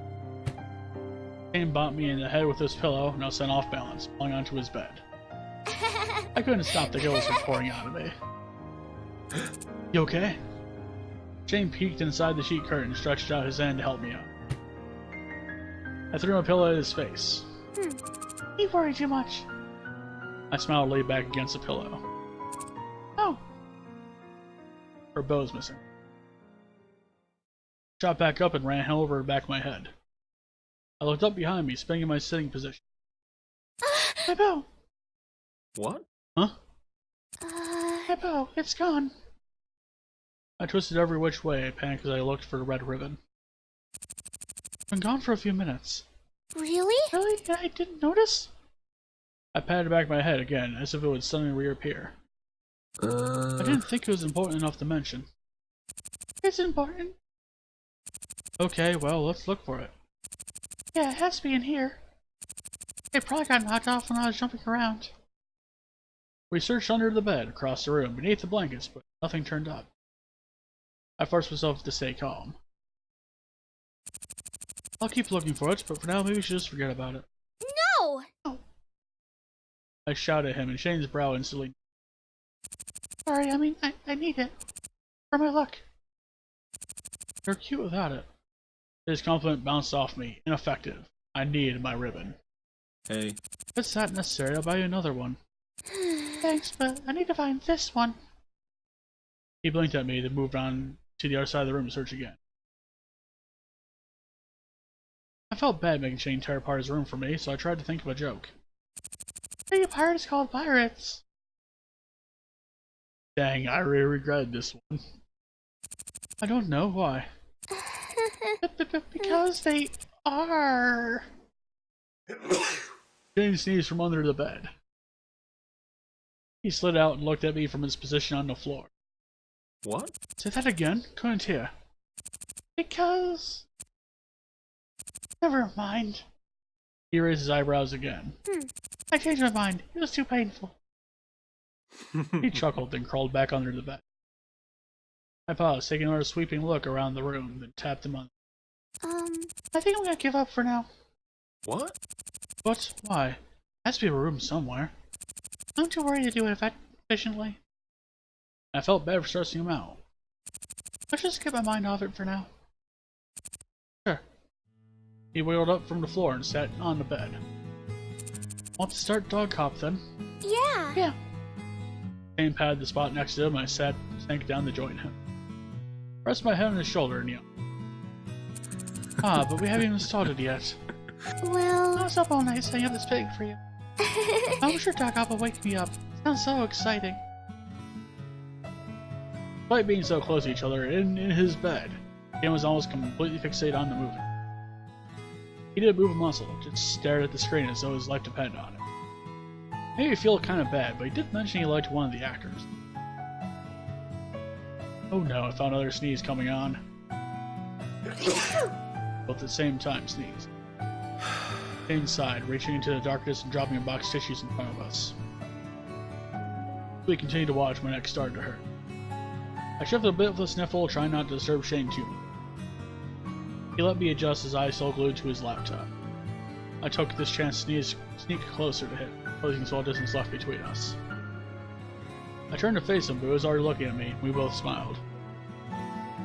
We weren't movie talkers. Dog Cop, whose name I learned was Boulder, was traveling across the California countryside. He was looking for his long-lost love, a miniature schnauzer. Or should I say, miniature schnauzer doctor. A dog doctor, a dogter? Named Peanut. I rolled my eyes. They embraced passionately at their reunion, talking about their future together. After the 12th minute of this, Shane yawned. I nervously touched the back of my head again, still no bow. Oh, you still think I'm cute? Yes. Of course. He turned to me, but kept his eyes on Mr. and Mrs. Dog for as long as he could. Maybe you should try different hairstyles, find one you like. But I do like it tied back too. He shrugged, gaze flickering back to the touching scene on screen. Maybe I'll grow it out again. Again. It was down to my mid-back for most of my life. Until about a year before I came here, actually. What made you cut it? Nothing specific, it just sort of happened. He glared at me. I knew that answer wouldn't fly with him.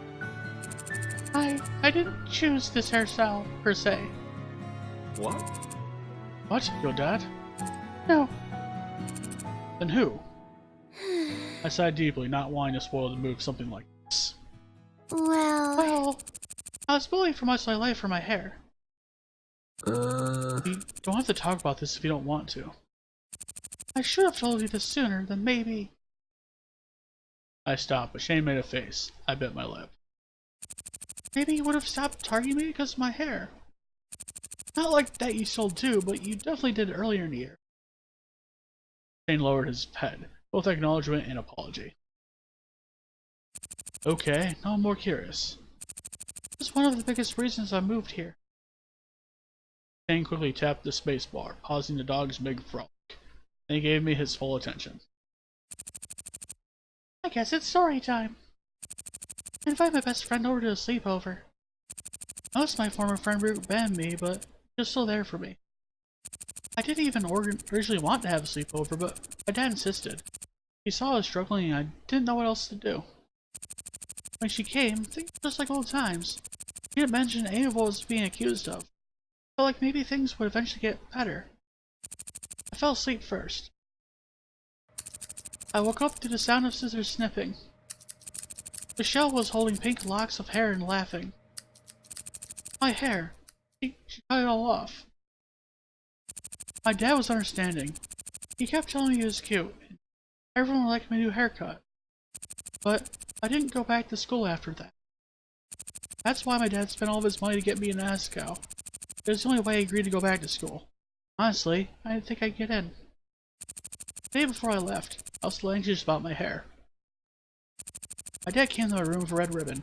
He said it was my mother's. He tied up my hair, and for the first time in a long time, I felt cute. You were always cute. Well, maybe, but I didn't feel that way. I was amazed I didn't cry talking about all this. It was the hardest few years of my life, but with Shane next to me, they didn't seem too terribly bad. Shane blinked at me for a few moments, then reached to the side of his bed. Then he tossed a pile of papers into my lap. I read the title, The Best Flower in the Garden. What is this? I opened up the first page. Inside was a watercolor comic about a boy and a girl. The girl had pink hair. He was standing with a plainly dressed boy who almost looked like Shane. They seemed to be friends. In the beginning, the boy was afraid to get close to the girl, whom I could now put a name to, Emma. Emma had bright beams of light coming off her, and the boy kept trying to reach the girl inside them, couldn't. I skimmed through page after page, and soon the boy got his own beams of light, one by one, after spending time with Emma. On the last page, they were holding hands in a garden, rainbow lights coming off them both. Shane. Shane? Anna, I'm sorry. I'm really sorry. I should never judged you or made fun of your hair. Shane, it's fine. Completely fine. You don't think the comic is weird? Of course not. It's beautiful. It really is. I looked down the cover of my hands, reading the title one more time. Remember when you told me, in the rooftop garden, that your name means flower?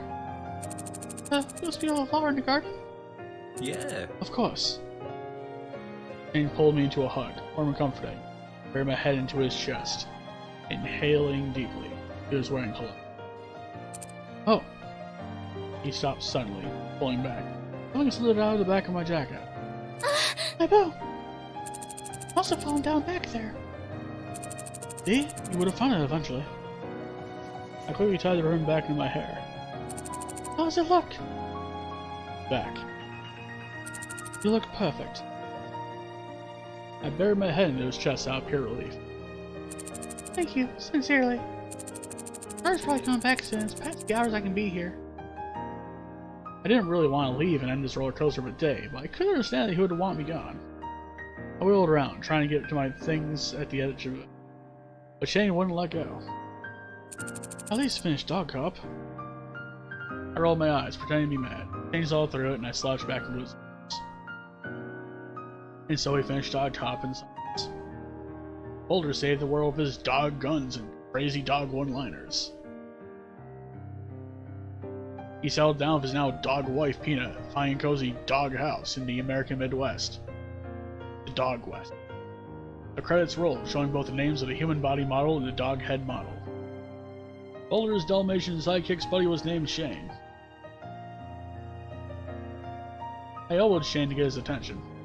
Hey! Oh, look at his name. I didn't get an answer. I leaned over. Shane's eyes were closed. He was breathing softly, deep breaths of the vulnerable. I too breathed deeply, still mostly awake. The credits finished and the title screen began again. I quietly closed his laptop and tried to get up. Before I could, Shane grabbed my wrist and pulled me back. Hey. Tomorrow's a Sunday. Gerard won't mind. I smiled. Could he tell this is what I wanted? Okay. I lay down next to him. You'll have butterflies? More than ever. Me too. If things could stay like this forever, I would be the happiest person alive. Thinking to save at that point. I snuggled into Shane's arms and fell asleep much faster than I thought. Da-da-da-da! We got the best possible ending out of that route, my friends. Good job, and thanks. And now, there's gonna be a credit scroll here. Basically, you can view music and other things in the extras menu. So, what will happen is that this song will unlock. This is the ending sequence where it's actually a decent mixture of like various opening themes from Mineral Boots Club members at the time. Like, a lot of it is honestly based on Jared's opening theme, but there's also bits of JonTron's theme sprinkled in at certain points, and also they include a couple things from like Continue and Gerard in the theme, like their sequences.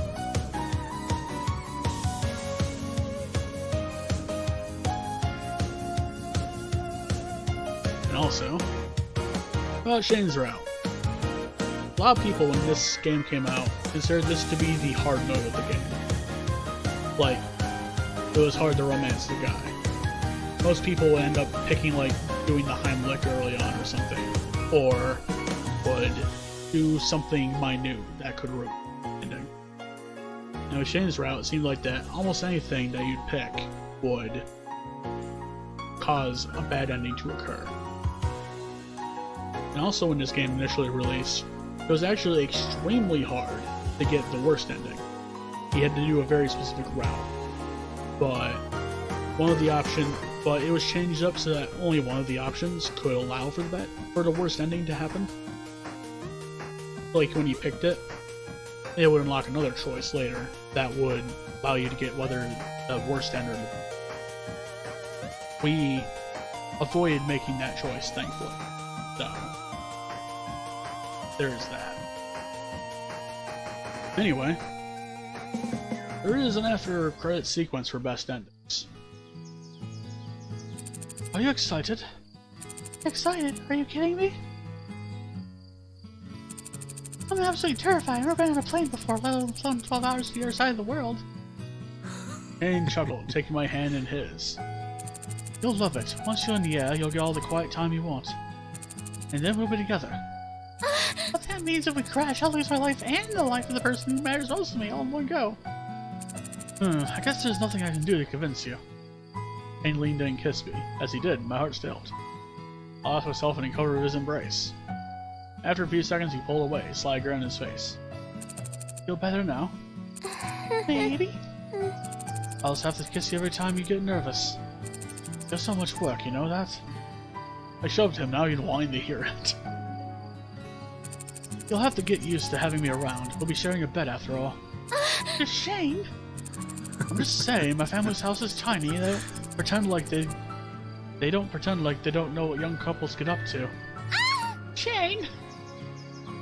Shane grinned yet again at me. I'm just saying. The next day, I'd be in England, neither of Shane's family. Most likely passed out from jet lag. He insisted I meet his family before we graduated from the academy. I had no idea why. I had my hopes. Still, no matter what happened or what adventures we faced, I knew I could do it. Because Shane was by my side. Asagao Academy. And we did Double it. Boots Club. And that was Nick saying the name of the game. We've just done Shane's route. We didn't get this scene. We did not get that scene. We got the best end. Bear the fruit. Doing.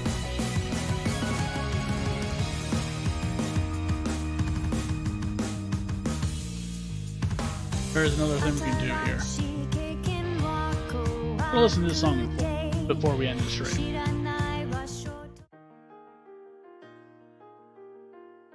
Alright, so we've beaten Shane's route, and I'll talk a little bit about it. So, Shane's trope, he's, for the most part, the tsundere of the game, as in he's hard to reach and warms up to you eventually trope. We also learned that he is the dude in distress, or was the dude in distress at a point, among other things. Anyway, so the thing about Shane's route is that you have to know when to push a thing and when not to push a thing. In that sense, it's kind of hard, not that clear, as to how you would do that in some spots. Like a couple spots, like, if I chose a different answer, there wasn't that much indication that we were choosing the wrong answer, which is one of the things that makes Shane's heart a little bit harder than the others. Like, the lines are blurred as to what is a good decision and a bad decision. Usually with other routes, it's usually pretty clear when you've made a wrong decision.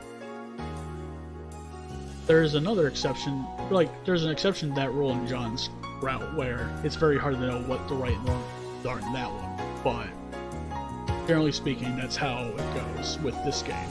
You pick an answer, and if you upset, somebody, that's usually an indication that you might be going down that end. But with Shane's route, John's route, they get mad more often, depending on various things. So it's not necessarily, so it's a little bit harder to tell if you're going down the wrong path or not in those ones. So for Shane's, it's expected that you've done like a couple of the routes and figured out when to make good choices. So Shane's like a final exam, basically, in terms of the dating sims. And it was that my compatriots that I had picked for me picked Shane because they figured it would be a challenge. So, my review of Shane route, I like it. It isn't my favorite route in the game, but it is a pretty good one. I'd say it's one of my top 3. Maybe like my second favorite or something. Or third favorite. One of those two.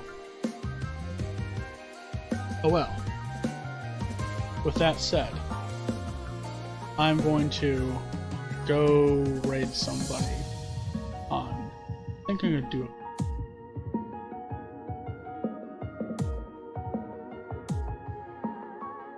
Let's see.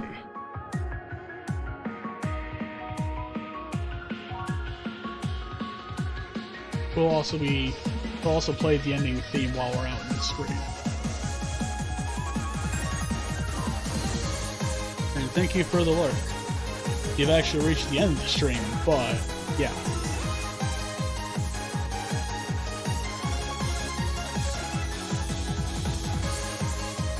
This is the completionist part of the main song. And that little weird thing there was the continue part of it.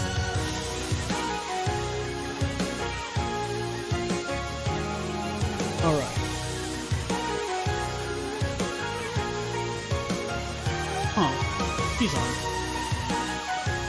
We'll finish out the rest of this song, and then we'll do it.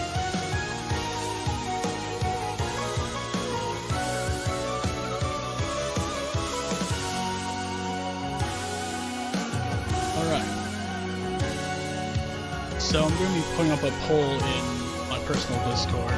If you want to join that, there is a link in the descriptions below and such. But other than that, I will see you guys again soon.